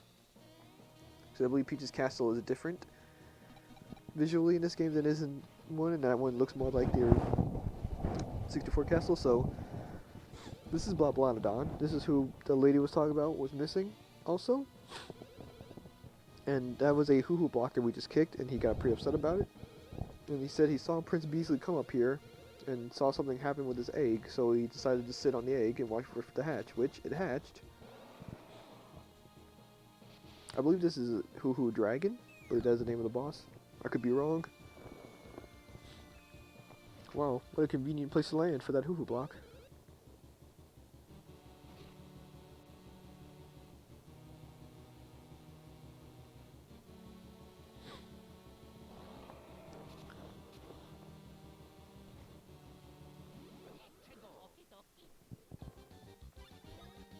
Oh, it's Drago-Ho. Drago-Ho-Ho.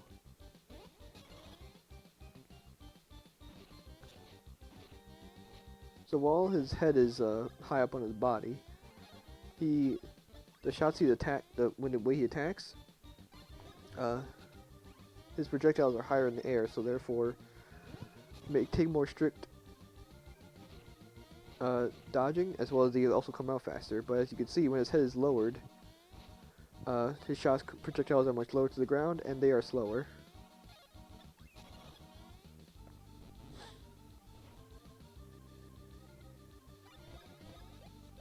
Also, this Ho-Ho stone. Let's see. Alright, cool. He didn't get to use it. So the Ho-Ho stone, what the point of that was, I believe after Mario, if that attack didn't defeat him, he would have hopped onto it, and so he would be closer to Mario and Luigi, so that when he finds his projectiles, they become very, very close to not being able to be blocked or dodged, simply due to how high they would be in the air, making a very, very tight dodging window.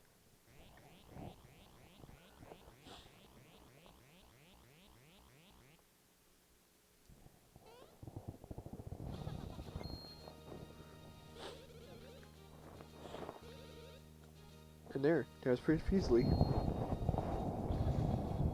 And he just explains that he was on a secret mission and he encountered Cagletta, and after getting caught he was transformed to the Drago-Ho and put into the egg.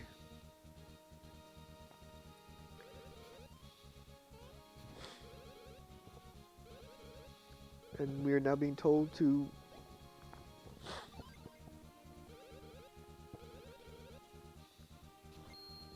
he said, pretty much says to go talk to Queen Bean at the castle, and he gave us a rose so that we could gain entry into the castle. So we're going to backtrack to the house where we saw the stone fall.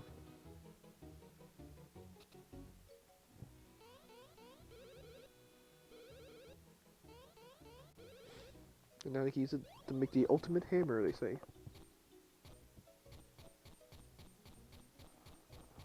In reality, it's just a hammer. Even though they have two hammers on the wall over there, it doesn't matter. Now you're playing with power.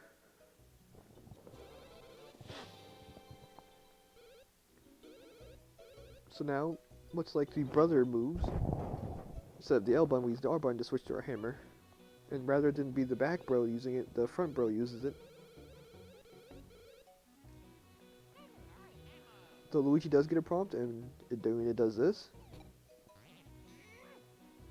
Yeah, take that, you fucker. It can also be done the other way around. Or not? Really?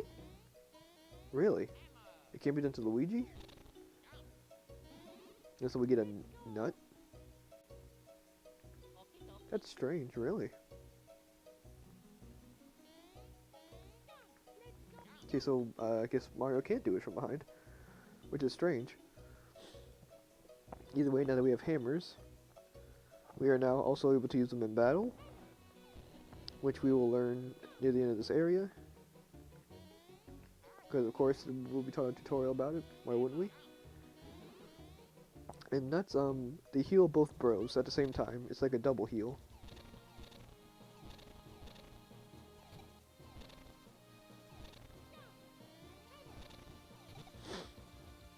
Hammer can also first strike in battle, but rather than it do damage to everyone, it has a chance of just stunning every enemy.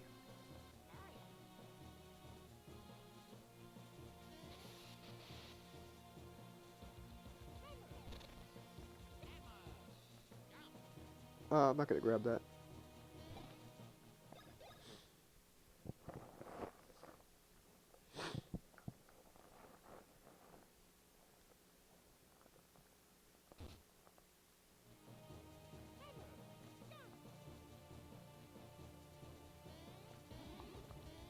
Come on, there you go. So yeah, we are reaching the end of Hoo Hoo Mountain.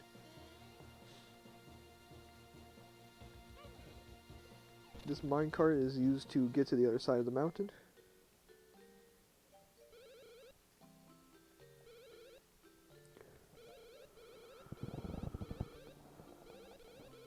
Care to bind the cards? Yes. I don't need to explain it. Or I can explain it, but I don't need him to, is what I meant. So, this minigame, you have to do this, every minigame you see in the game, you have to usually do once to actually progress, and then you can repeat the minigame for beans, for tahini beans, which is why I did the border jump minigame a bunch of times, because it's the quickest minigame to do.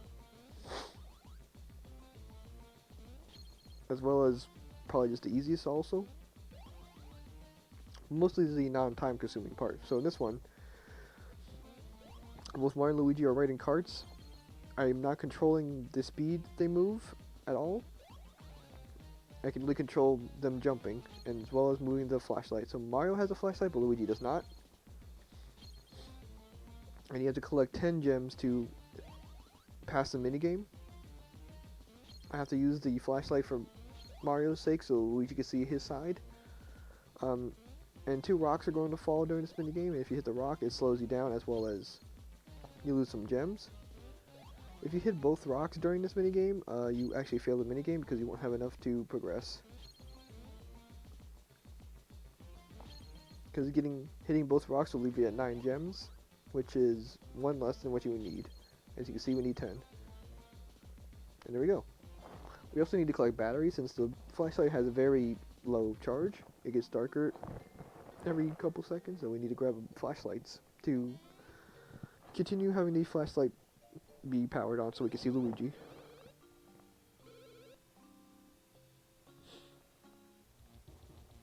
But with that, we don't need to really do that minigame ever again.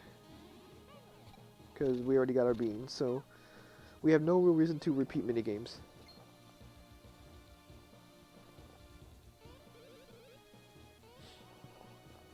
So yes. I believe we have to learn this.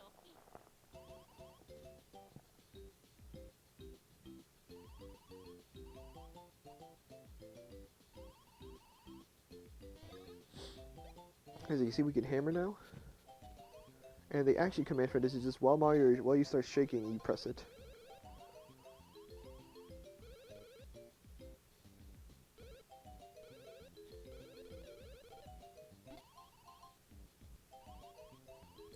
No.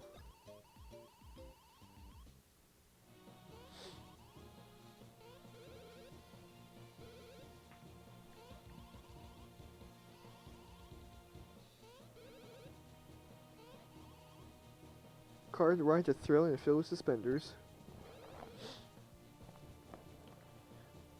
Well, excuse me. Alright. We could do a quick little thing here as well. Just to grab some items. We cannot go up. And this is to go back to the minecart if we want to.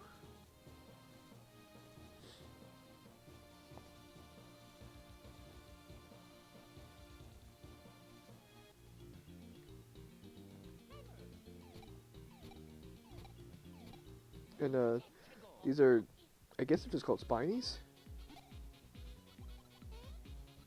Or I'll have to see it. Sharpies. Obviously jump is not gonna work. You take 1 damage if you jump on them. Well, they take no damage. So obviously the only option is hammer. Now you might be thinking, so do you have a Hammer Brothers attack now? No. Because we will eventually learn a technique that involves like an overworld technique that eventually evolves a hammer, but for now we cannot use it in battle. In the special attack.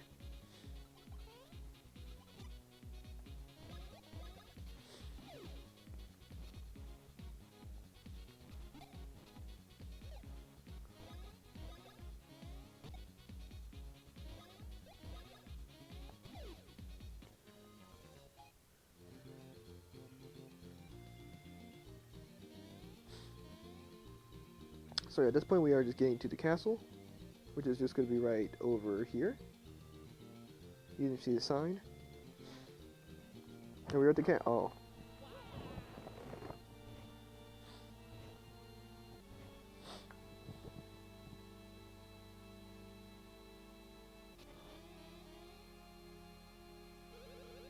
Town was attacked.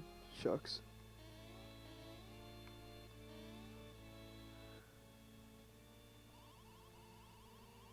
So this is usually a store where we could buy badges, but due to the whole town getting attacked thing, they had no badges to sell.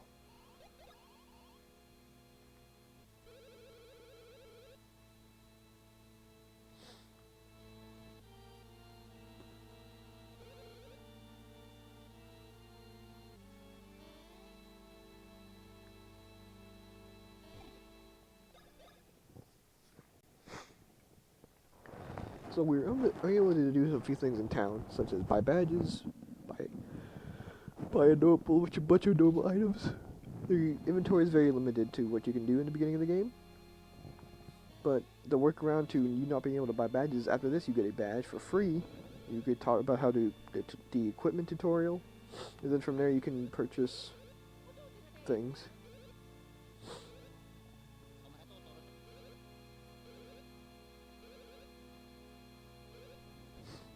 Yeah, poor Luigi.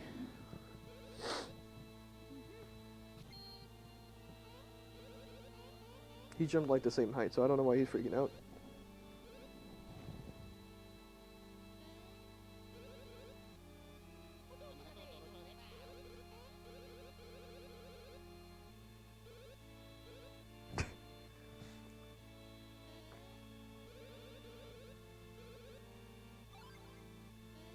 Yeah, that guy even jumped higher than Mario right now. So, well, he's forgetting about me.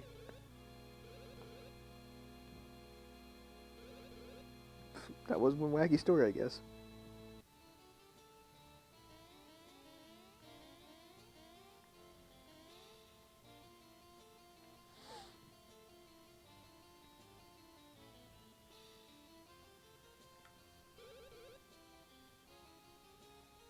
Oh, I should have went to the room before this. Whoops.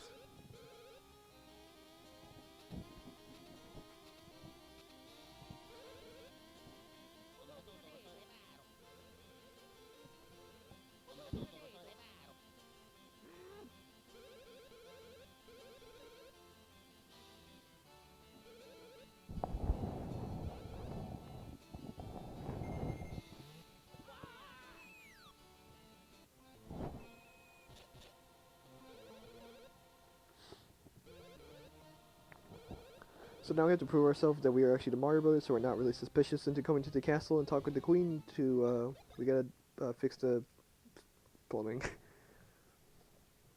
Which, I think for the first time in a Mario game, you actually are gotta do some plumbing. Uh-oh. Uh-oh.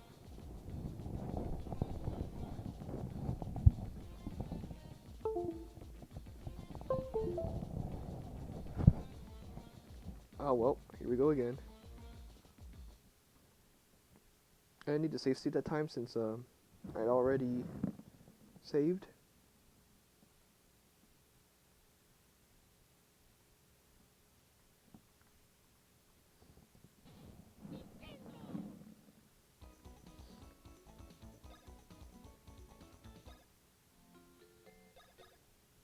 Alright. This is the sewers of the castle. There's a lot of broken pipes going on here. These are the exact same enemies, just different. Okay.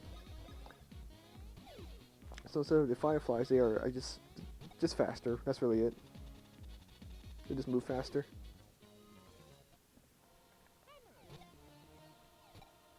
As well as Sharpie variants here. And as you can see with my hammer,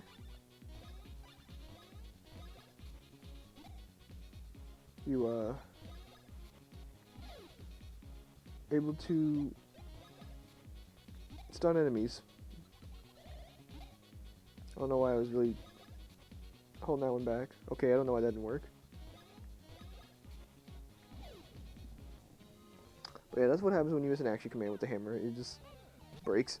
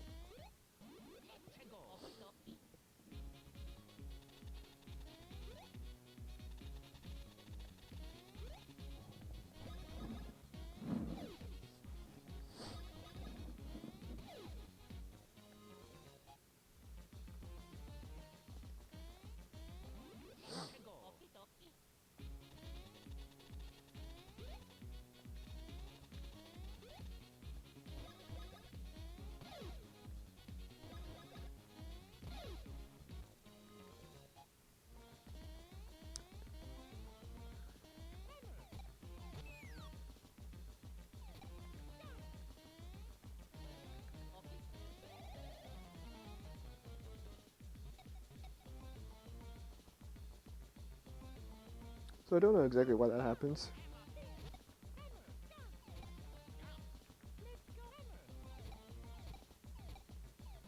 Okay.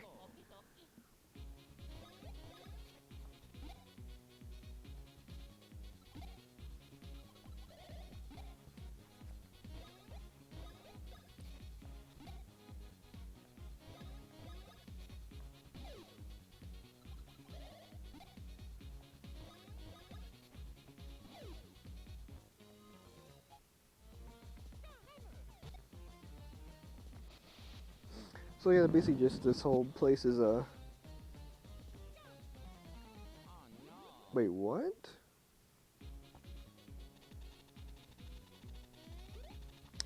Fix the plumbing so that the doors can open.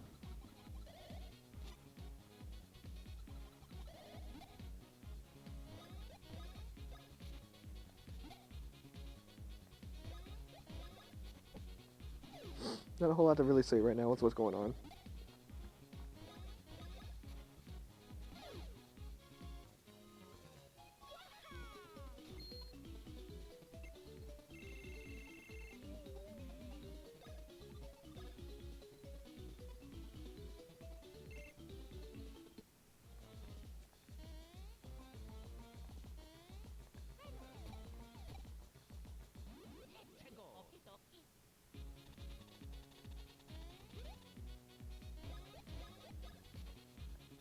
Unlike Paper Mario, you don't have to attack the front enemy with the hammer.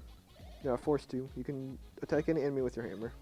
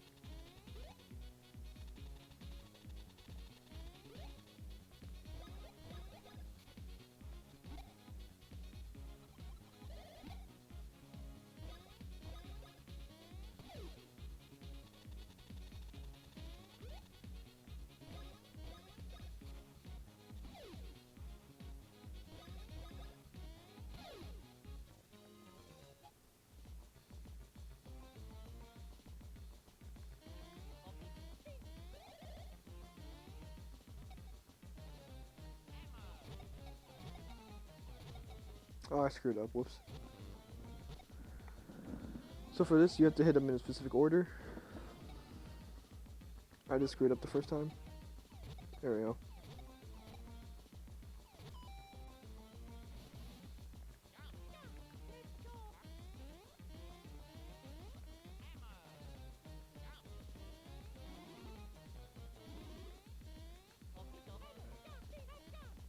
Jeez, what is wrong? Good lord.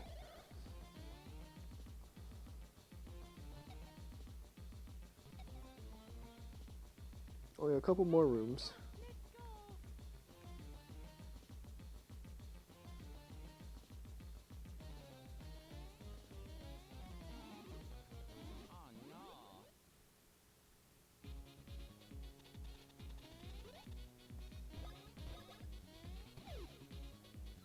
Wow.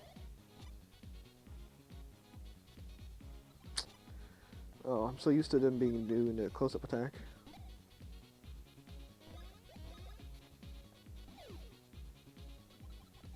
Like that. So here's a nut in action.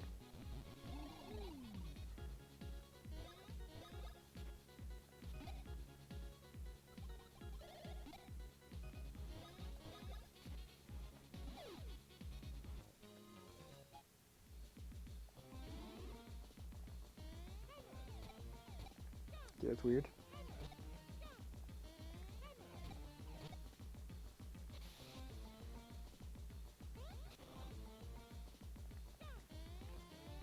Oh, come on.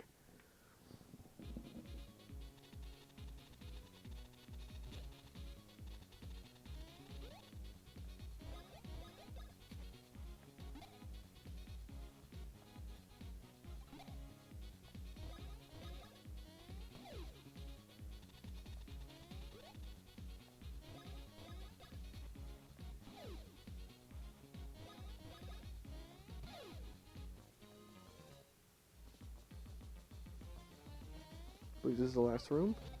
Yep.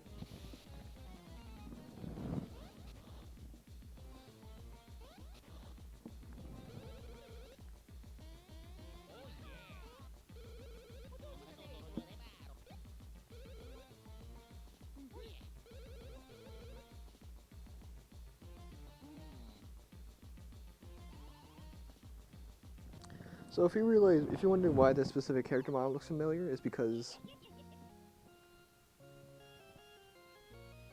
it's pretty much the disguise that Keklit and Fawful used in the beginning of the game to steal Peach's voice.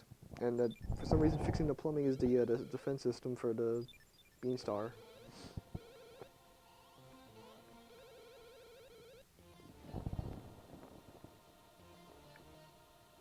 Really? Okay, it was fine. Then I had to restart the game again because freaking controller disconnected. I'm sorry, that's really annoying. It's just for some reason emulators, when I disconnect the controller and reconnect it, it doesn't utilize the controls for some reason unless I restart the emulator. I don't know why it does that.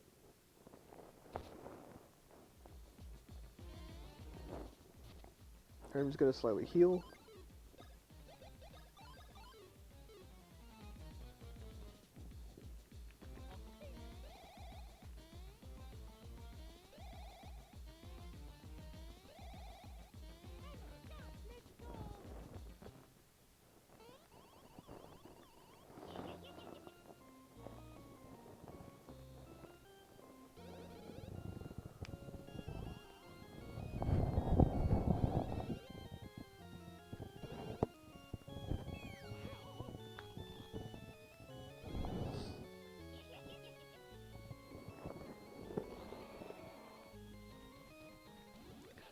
So apparently Quinn Bean has been like transformed into this monster. So we gotta do something about that.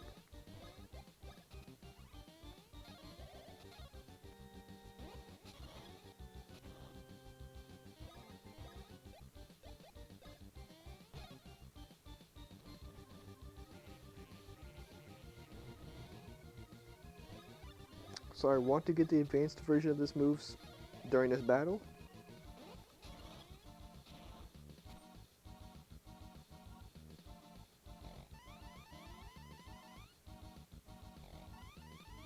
Because this attack definitely prolongs the fight.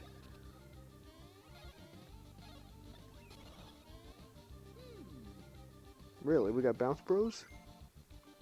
Advanced.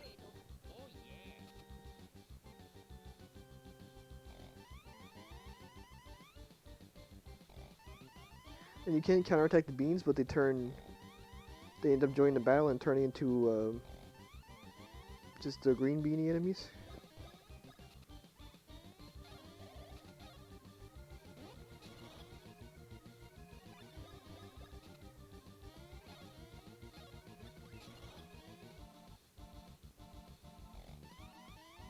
Oh, it's like so.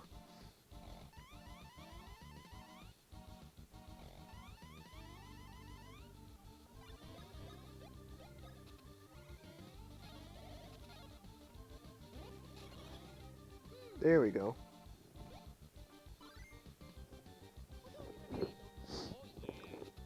And the reason I wanted to get... Also, that was the advanced move. I screwed it up, but... Okay, now here's where I want to get the advanced move.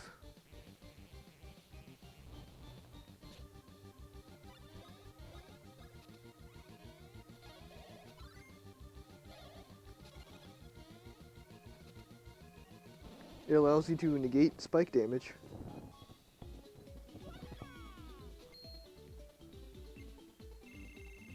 And let you hit the queen without going for the arms.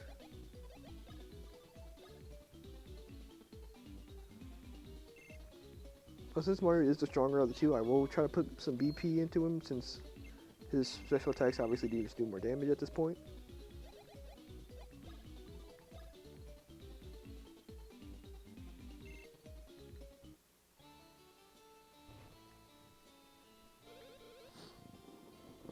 Yeah, so the queen is in apparently a belly belch worm.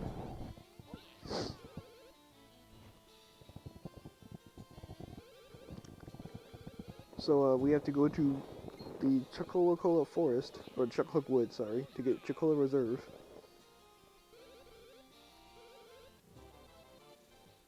And apparently that'll help her kind of spit out the worm.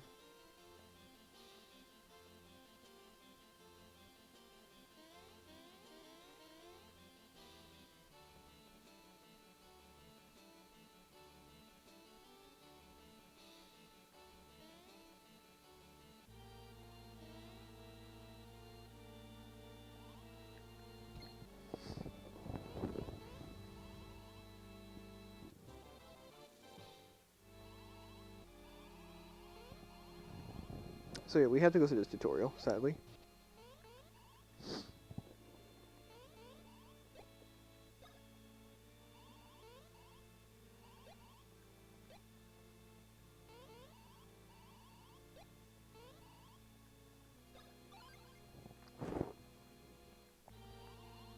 So yeah, sadly Luigi, finds your badge, you have to go buy one.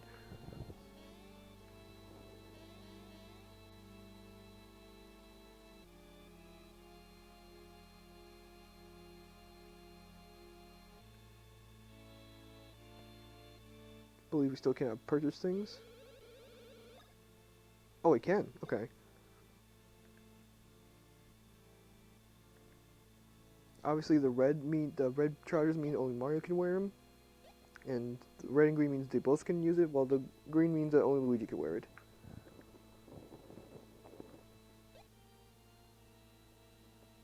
Might take just two bean trousers, if anything.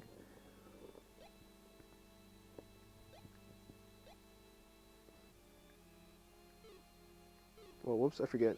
Whoopsie.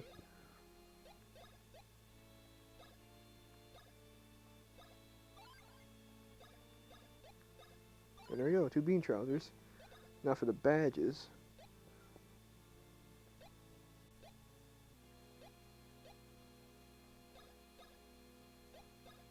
And there we go.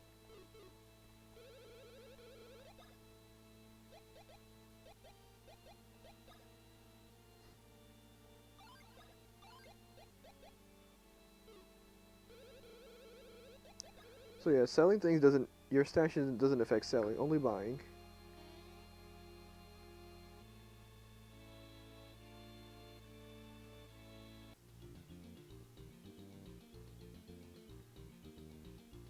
Don't worry, the beans we collect will come into play sooner or later.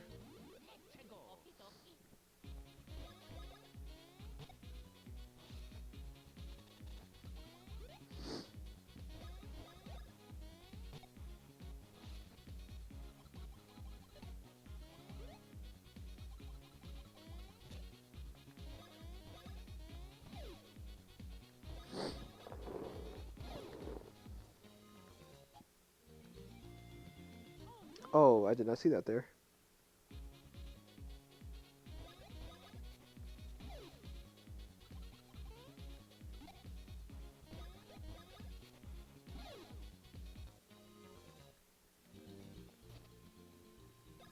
Let me just take the time to heal everyone, since the badges do not end up not really increasing your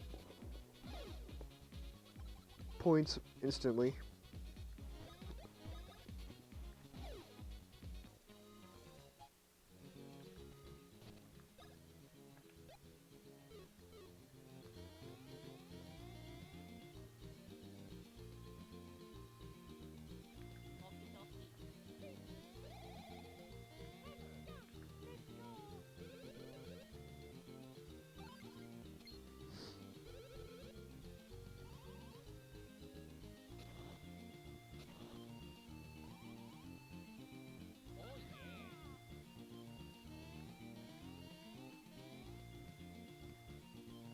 So yeah, of course the appeal of this area is apparently you get to enjoy some Chocola Cola.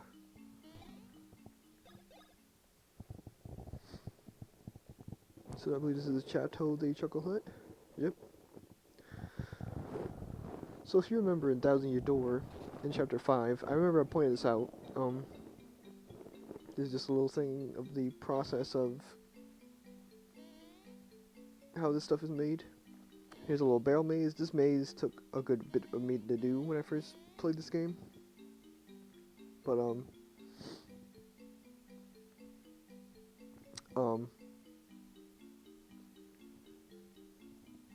in Chapter 5, in Thousand Year Door, you need to, when you sort of rescue Bobbery, and he asks you to bring him some, he asks you to bring you some, Chocola Cola, which is referencing to this game. Isn't that right, Luigi? Okay.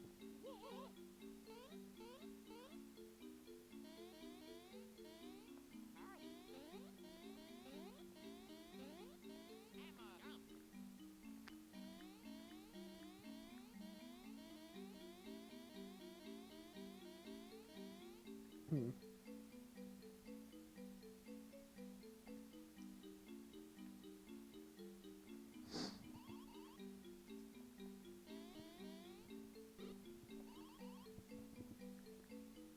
So you're about to hear one of the best battle songs in the game, let alone the entire series, actually.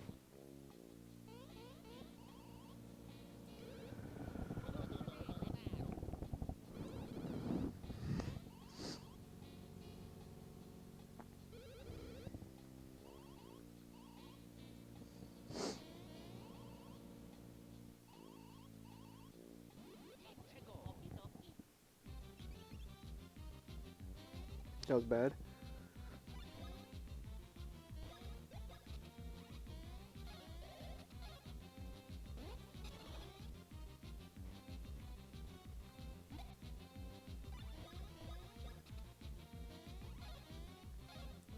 So yeah, no beating around the bush. That is indeed Bowser. Um, it's just after he got shot out of the cannon by Tolstar. Apparently he got some sort of amnesia, and this guy named Popple, who was apparently the Shadow Thief, found him and put a mask on him and called him Rookie. I think as a kid I was like, is that Bowser? Nah, it can't be. His name's Rookie, duh. But yeah. So in this battle, there's two ways you can do this battle. Obviously, I'm doing it the sort of, I guess, quote unquote hard way, where you also fight Popple. If you just fight Bowser and defeat Bowser, Popple will run away.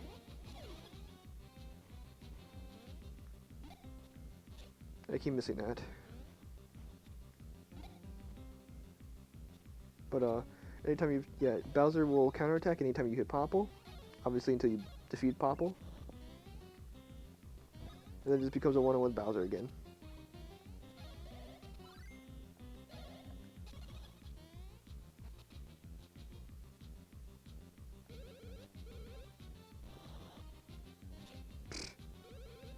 And I'm having a really tough time with this.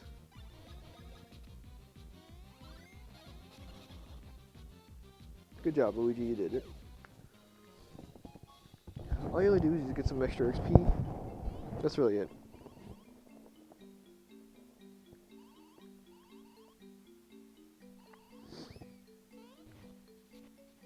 Sure hope that's not the last we see of them. But yes, okay, luckily we do get a full refill on that.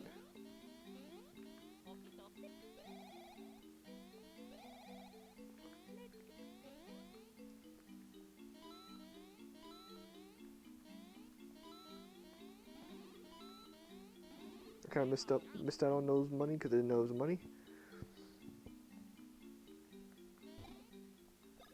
And I know I'm going to be saving a bunch in this game, but that's just because that's kind of how these Game Boy RPGs are. They just put save spots everywhere. And dang it if I'm not going to take advantage of them. Two guys with red and green on them. So Popple and Rookie obviously just stuffed the two guys in that cask. Or they call it a cask, but it's just a giant barrel. And we tell them that we are looking for the Chocola Reserve. And that we happen to have a jumping power and hammer power, so they are going to allow us to teach them their special technique involving the two.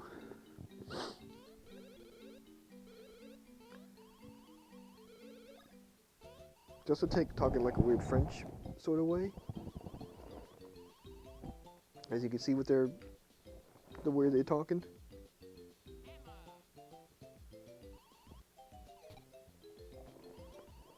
And very similar to high jump and spin jump, this has a different effect on whether you're using it on Mario or Luigi. With Mario, you can see you can make him small.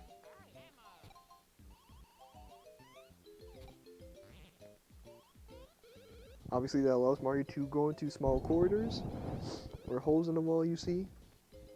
It will split him up from Luigi, but obviously just going up to Luigi will make him be together again. But Luigi, on the other hand, when you hit him with the hammer, it just puts him right into the ground. Which is how we can get those the beans holes. like right here. This one's not as hard to tell, but there's just a hole in the ground you see, and you get choco beans. Again, we need 40 of these if you want to get what we need. These aren't the 40 bean thing isn't mandatory, but it's just a nice little side thing that I like to do.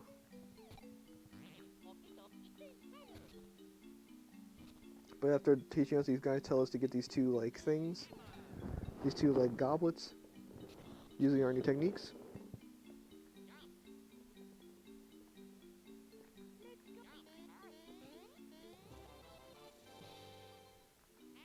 There's also something you can do with Mini Mario. I'll show you. If you have Mini Mario, then switch to high jump. Usually nothing happens, but if you jump with Mario while it's happening,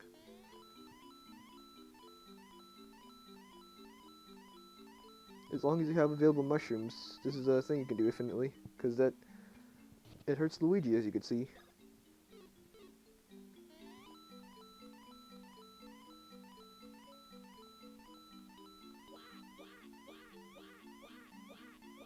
And of course when he gets to 1 HP, he starts making that noise.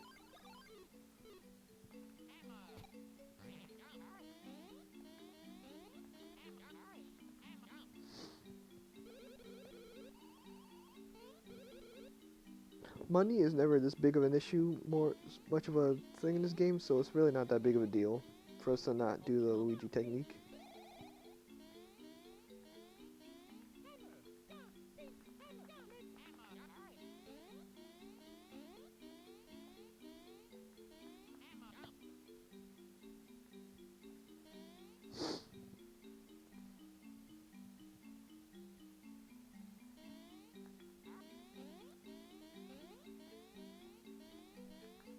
I think there's something around here. Might just be remembering weird. But again, much like Super Mario RPG and Paper Mario and etc., there are hidden blocks.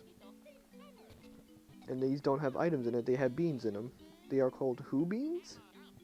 I believe, just called Who Beans. Or no, let me see. Yes, Who Beans. The green ones are Woo, and the brown ones we get from these are called Who Beans. And again, we'll need 40 of those.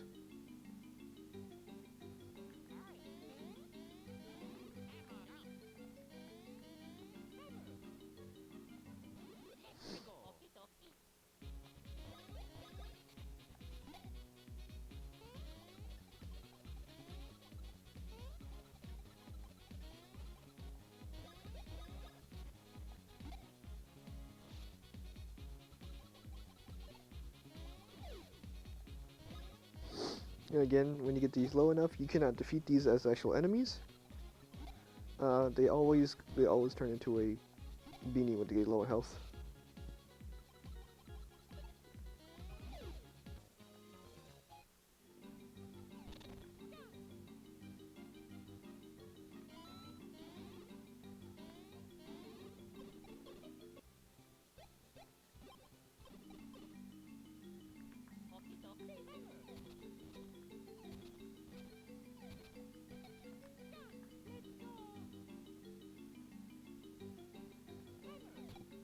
Yeah, as you can see, the holes in the ground aren't exactly the best. But we unlocked 2 new specials. Chopper Bros. Oh, that's horrible.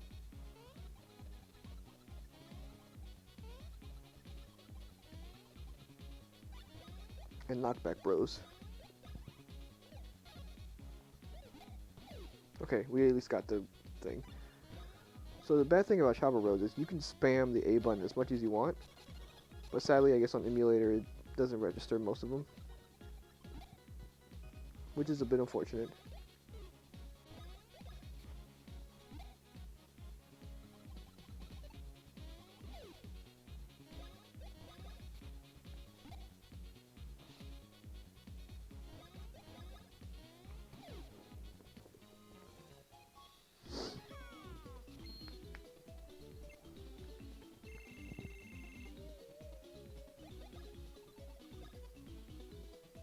But yeah, as you saw, from defeating the Golden Bean, we got a Spike Badge, which I believe allows you to just do the jump attack on Spike enemies.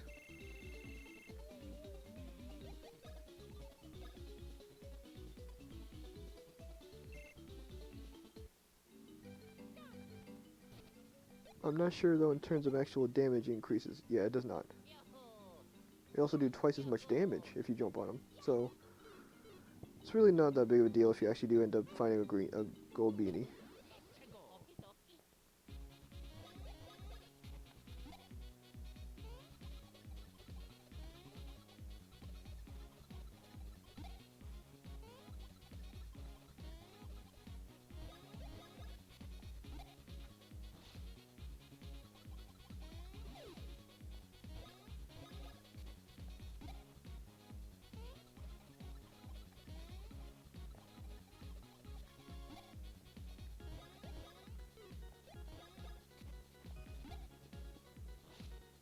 Wow, another one?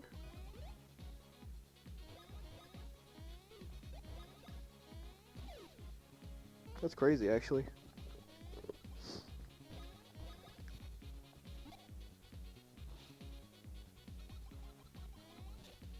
I'm kind of fine with it because I could sell the spike badges.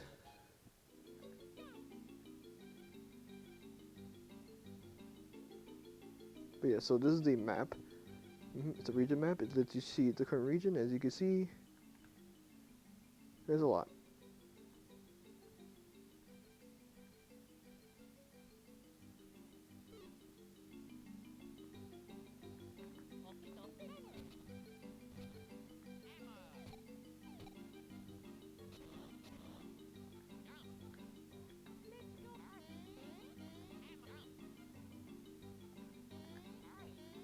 Now left, we cannot do for quite a while.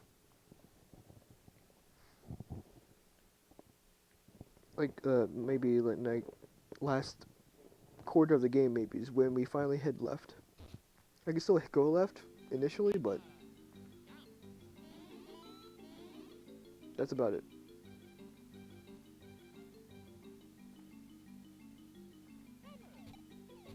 Okay.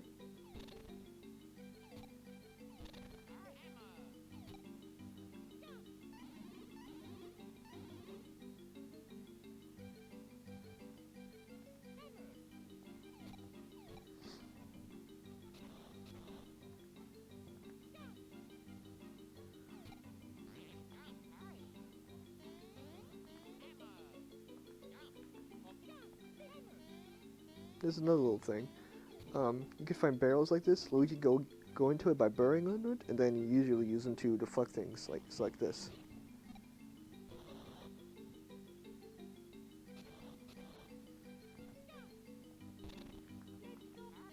Then just like that, Luigi can break out of them.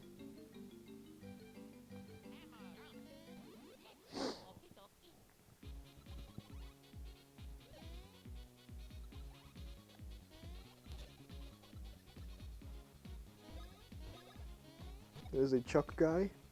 That's just their name.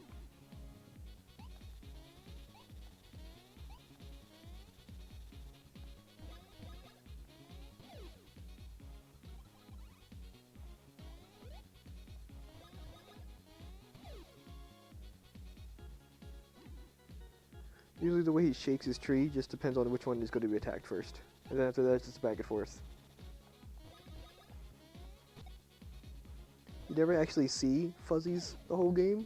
You only really see them just coming out of that bush. That's the only time you see fuzzies.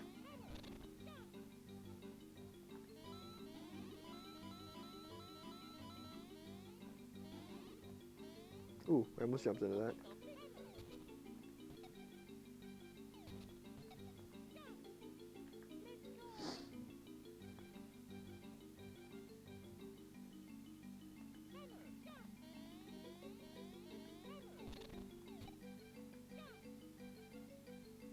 Okay, that's you're meant to come back from there.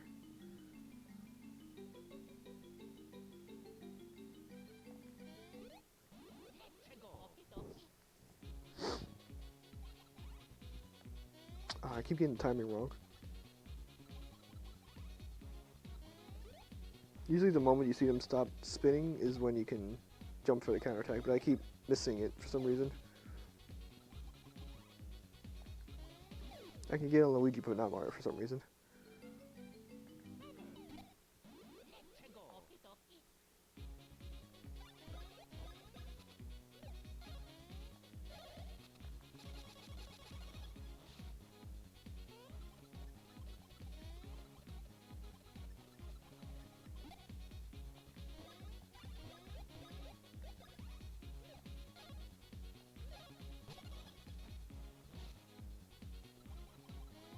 Oh, come on now.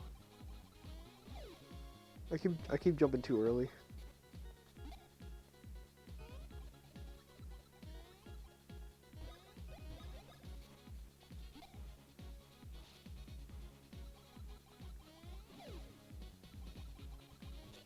Now I jumped too late on that one.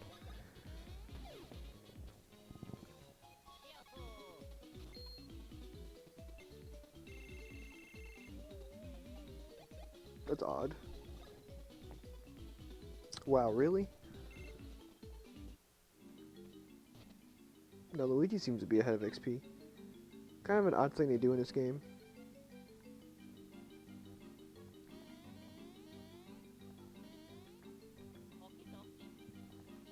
Apparently by like level 11 or so, Luigi is then ahead of XP. I believe Mario really is only like a couple XP away from leveling up.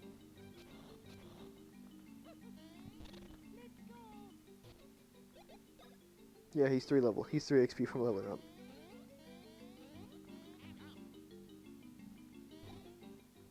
Because even if it comes to a point where if they both cross the XP threshold at the same time, it'll always go to Mario first. So it's not like it could be a Luigi level up and then a Mario level up. Only if Luigi's the only one that levels up is the only time it will show Luigi first. Another big gripe with the remake is they remake how this guy looks. They just make him to like a basic like gray color.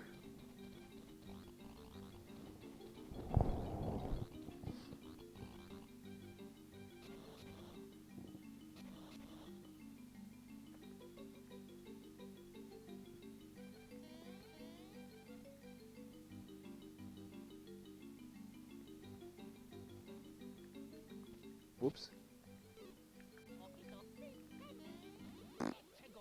Womp womp.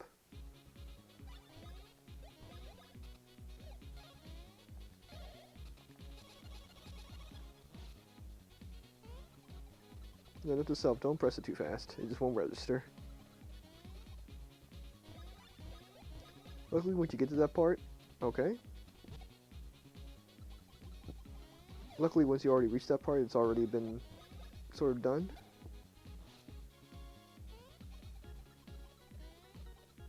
Like, you don't really need to get a specific amount of hits during that big damaging part. Oh. To really get anything out of it. Or to like advance through the advanced Chopper Bros. That's what I was trying to say.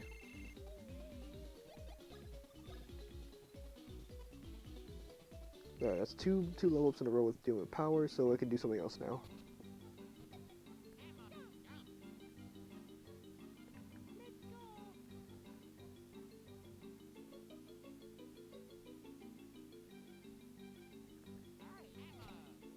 So, I guess that cutscene I didn't mention was, we had to find 3 specific, like, colored beans, a red one, a blue one, and a white one. And before the Choco Root will let us pass.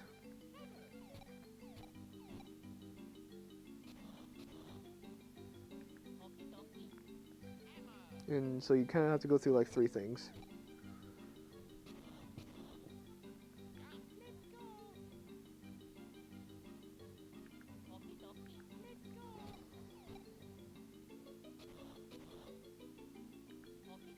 So I believe this one will... Not? Okay. Weird.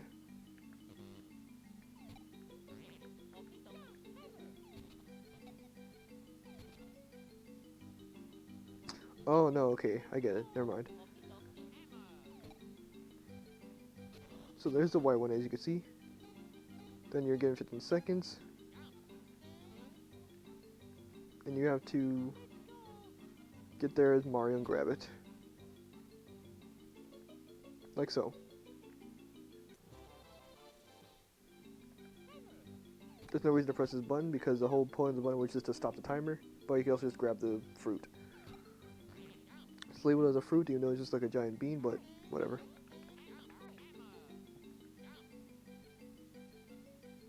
not much more of the lore gets explored, so it's not really like a whole lot is known after this.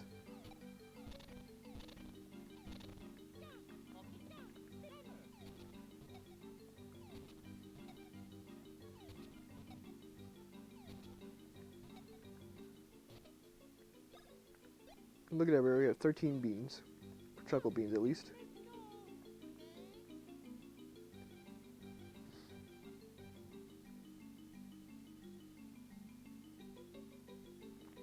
Now there are 2 beans, the other 2 beans are gone on this side.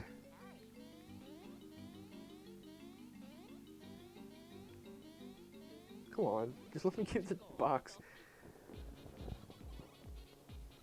There we go, Mario. But yeah, if he doesn't do the little hop before he walks over to you, that means he's just gonna do a little sweep attack. Like so. There also is a chance that he could summon sort of back up during the turn instead.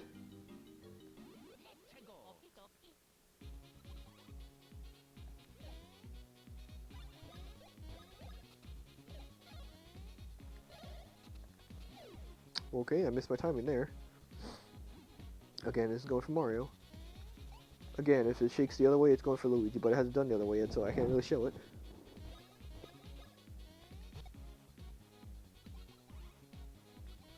That was a bit late.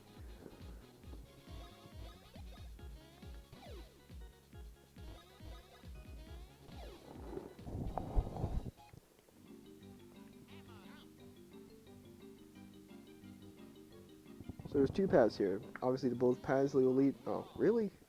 Both paths will lead to the bean of the respected room.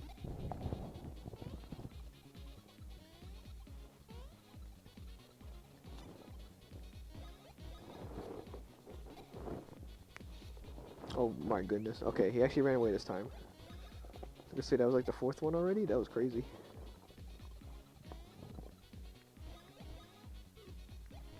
I do forget it like keeps your option. It like locks your option. As opposed to other RPGs where it would just like reset the options. I like how it stays on hammer if you chose hammer last turn.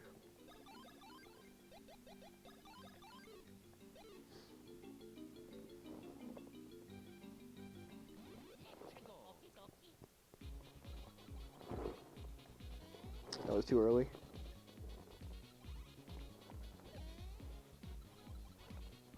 Getting hit with that, okay, I was gonna say, getting hit with that sweeping attack does increase the chance of just getting tripped like that.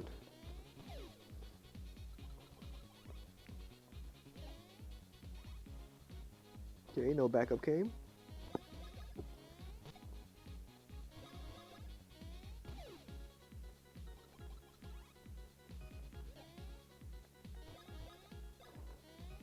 Very basic stuff. Enemies don't really get complicated in this game. It is a first RPG basic kind of deal.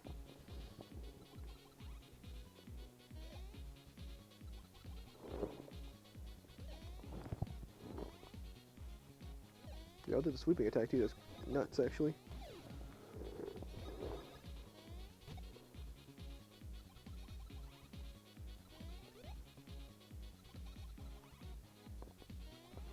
That was like perfect timing, which I didn't expect to get.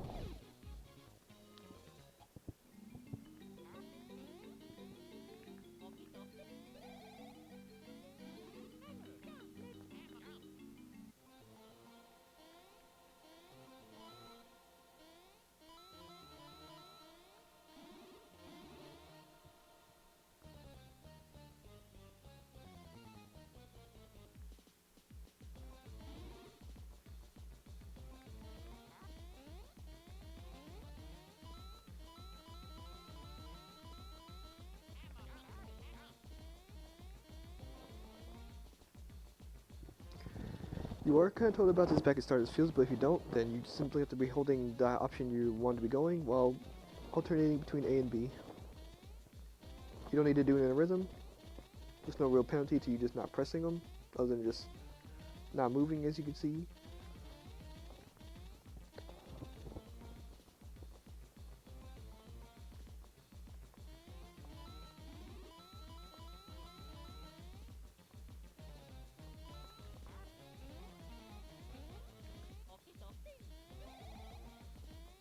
Alright, there's the purple.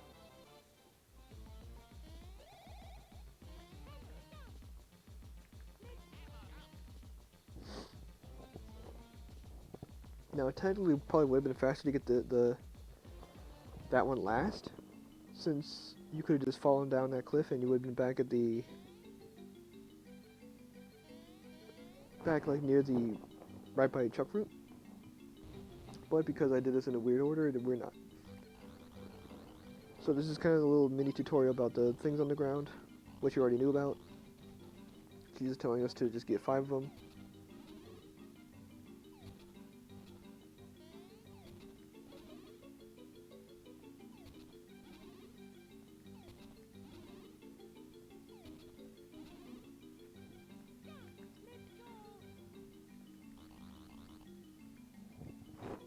I believe those 5 also do go to your inventory.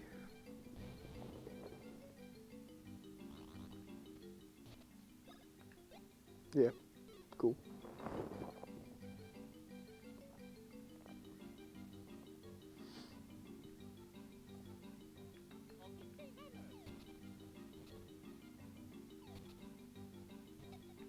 There was a spot there, it was just very hard to see, but you could tell just because there was just a little patch there, you feel like there was something there.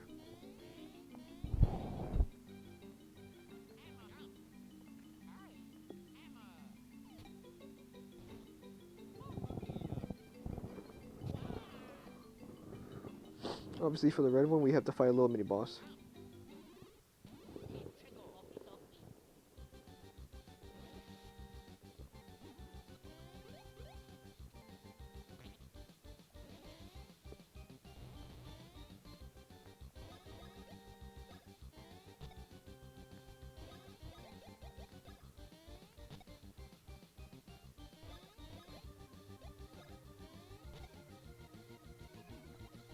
But yeah, I usually use the second one because that one tends to be the one that you get counterattack on.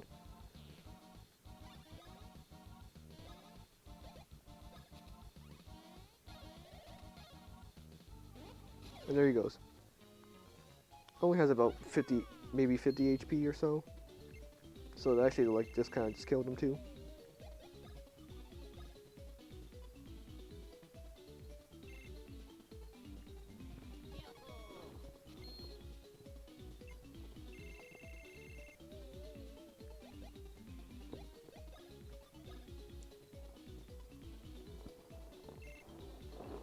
Speed definitely seems to be a big issue for them right now. And just like that, we have all 3 fruits.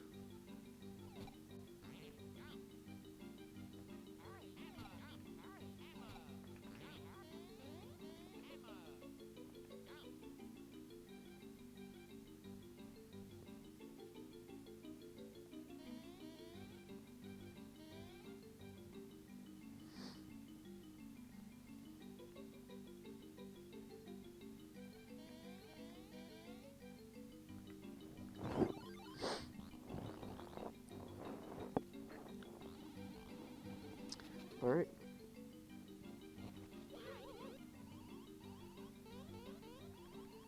And so according to them, we just open a path for them, so they'll go take the reserve, and since the reserve is up ahead, we'll just go right after them.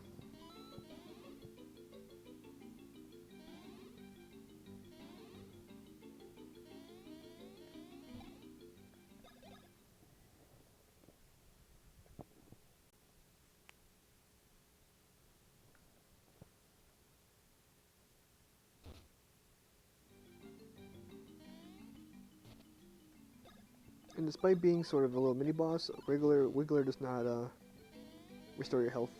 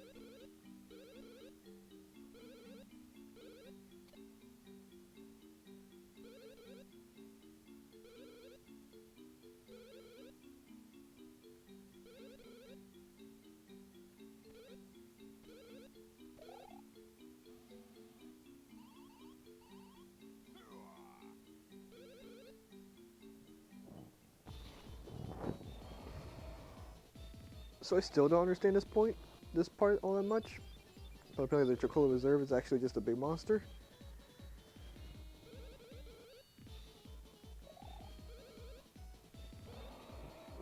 I don't understand this really at all. But this is the Chuckinator, I believe it's called. The Chocolator. Okay, I was almost close.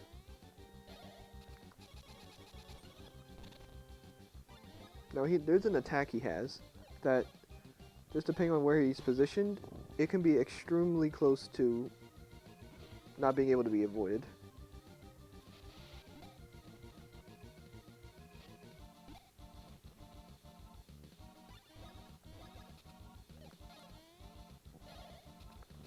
Other than that, like I said, it's just spam bro attacks to win.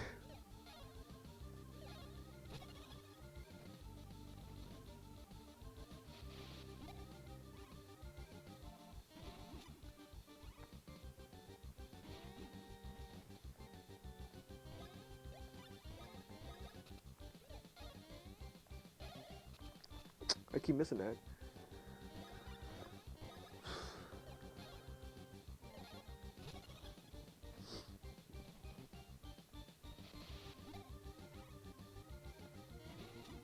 It might be that attack that just has a hard window. Anyway, whenever he attacks Mario with that specific attack, it's always just a hard window.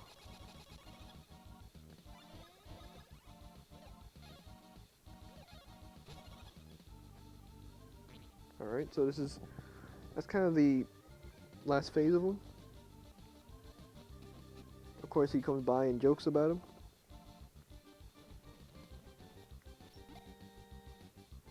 Which obviously at this point, just do probably one more road attack and that'd be it.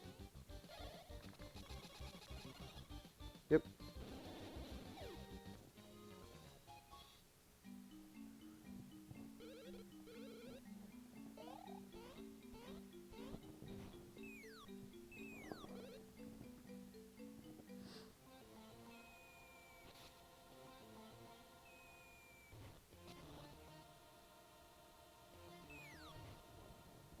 So yeah, this is kind of a point where Mario and Luigi are split up.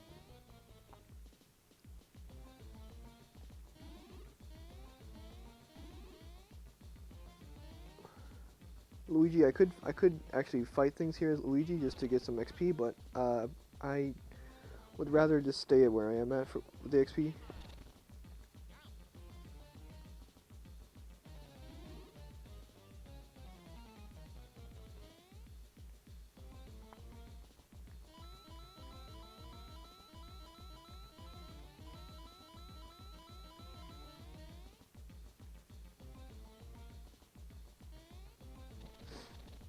It's not a long section anyway. Alright, now that we got a reserve, let's head on back to the castle.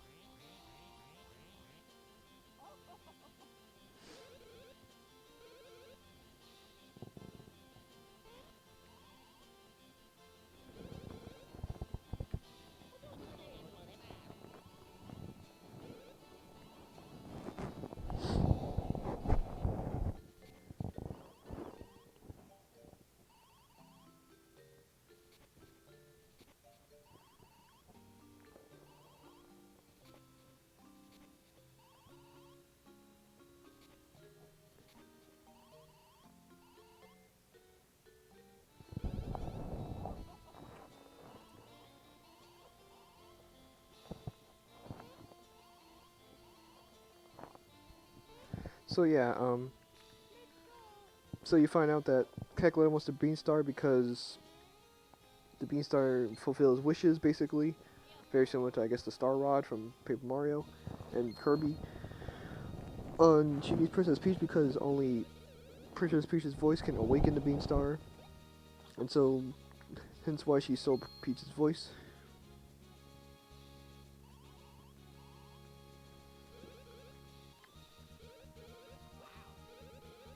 And so you find out that she's a Woohoo, they are Woohoo University.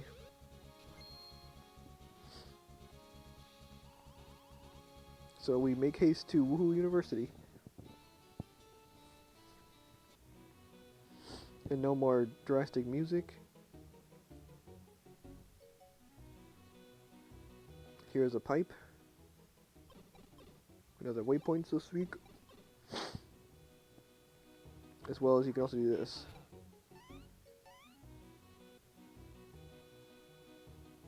Okay, cool. I'm good at mazes.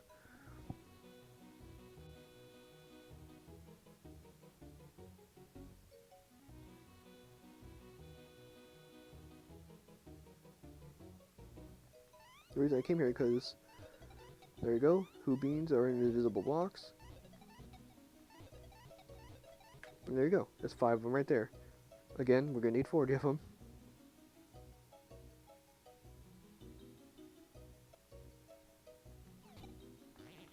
Luckily, I, to the best of my memory, remember I think where I can get 40 of them. We can also explore the second half of the castle now. Oh, come on.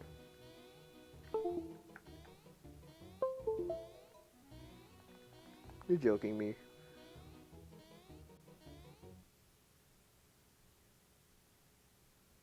Just I'll save over this. And then I'll have to restart this again, even though it's like near the end of the stream.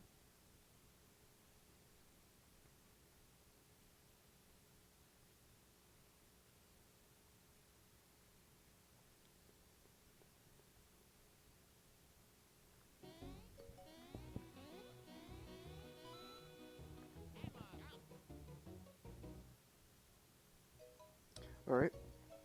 You can also do this. This looks familiar. Yes, I want my picture taken. Now, you can argue with him.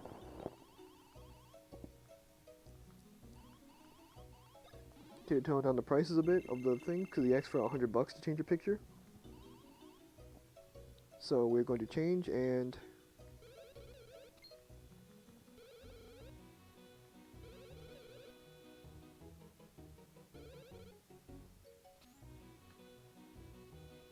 I'll do the same for Luigi. No thanks.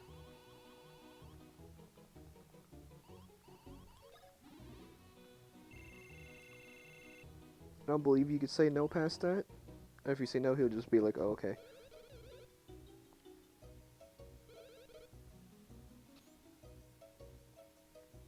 I think that's actually perfect. You just if only their pictures were like swapped. But yeah, so you can talk to him anytime you want your picture changed. Obviously it'll cost some money, but whatever.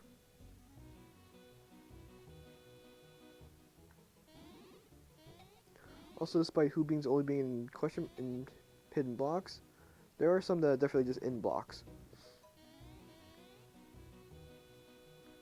So we can start doing a few things in town now. This is a information place where you can find out information. Like basically just if you don't know what to do next, you just go to him and talk to him. By paying some money, of course.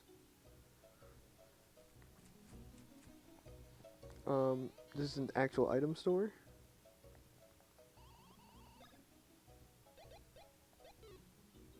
I'm actually gonna sell right here while I'm here. Peppers are just things from... They just temporarily increase your defense or attack, depending on what kind of pepper it is. They're not really too necessary.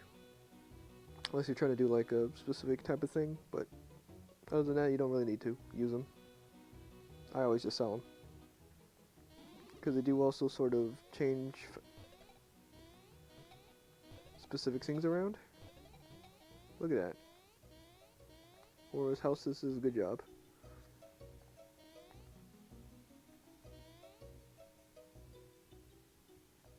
Now here you can usually learn some things.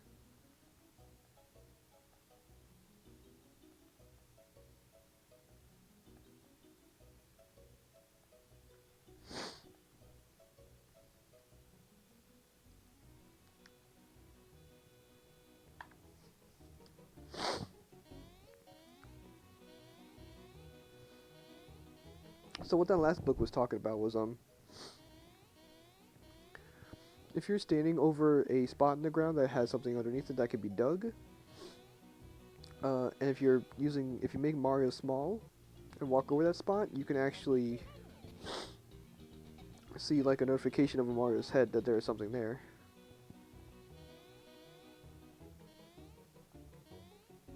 Also, here's where the beans come in. So use the beans to make sort of just a coffee thing. I will make a Teehee blend for 25 Teehee beans.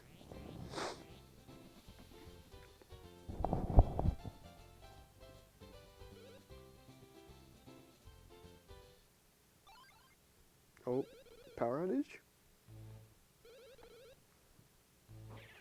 Nope, it's just PTSD from Luigi.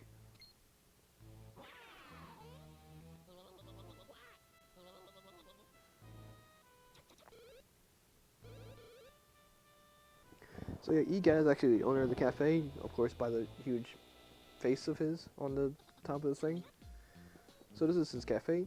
Every time you make a brand new drink for the first time, it'll play a little cutscene where Egad will take a taste of the drink, and usually something will happen, and he will give you a little item for it. Here goes, he gives us the greedy wallet, which I believe makes it to where we get twice as many money from things. Here we go to the next menu. We have just enough, oh I only needed 35, whoops. Oopsie. We have just enough beans to where we can actually finish this.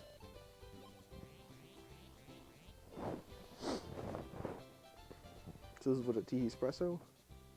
Yep.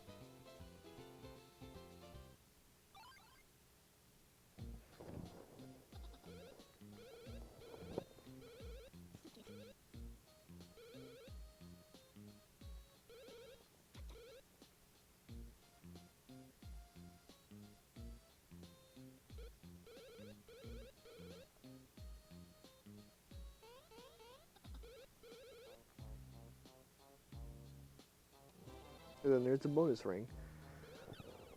Probably for the entire game I will be using just those two items.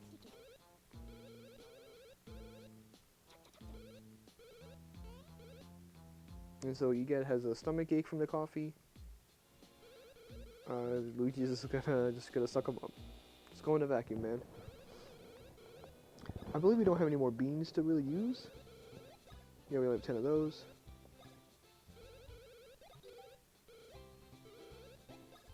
I believe that's all we could do so far. Okay, well, I didn't mean to do that.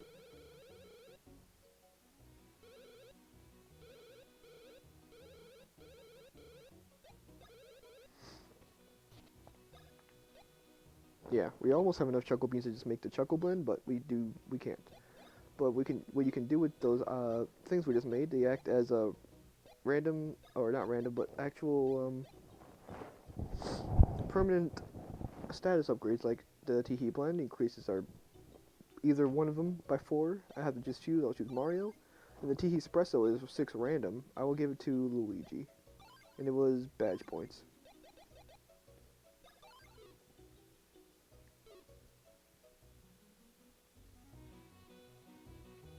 And before now, let's go back to the badge shop and purchase some new badges.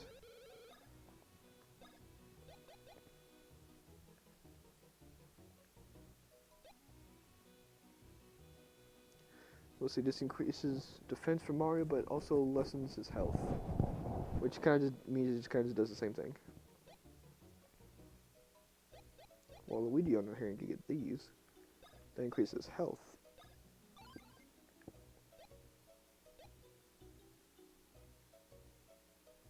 So the thing about defense up is it kind of adds like a weight to you. like an actual stats effect called like heaviness, where it makes you to where you jump very quickly when you do your. Hold on a second. Put that on Mario.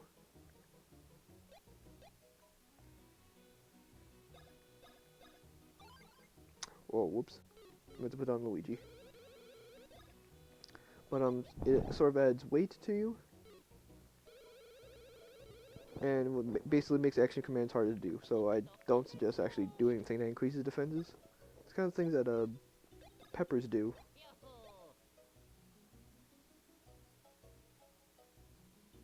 Sorry, I meant to put this on the.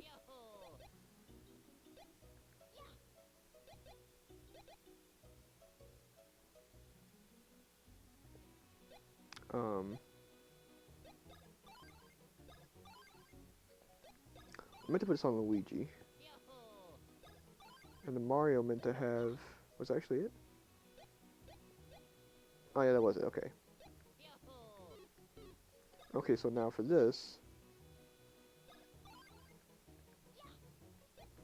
And there we go. We get double money, and if I don't get hit during battle, I get double XP. Good stuff. Obviously, you get a bunch of items doing more of that. I will be doing all of them probably.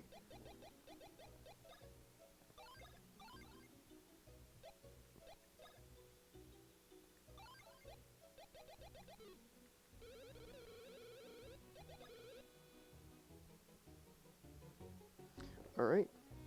Now we're just gonna head on to Who University.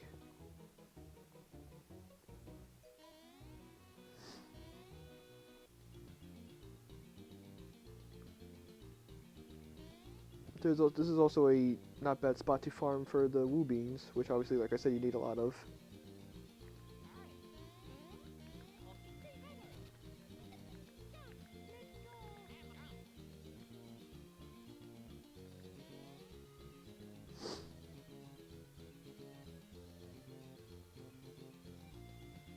There we go.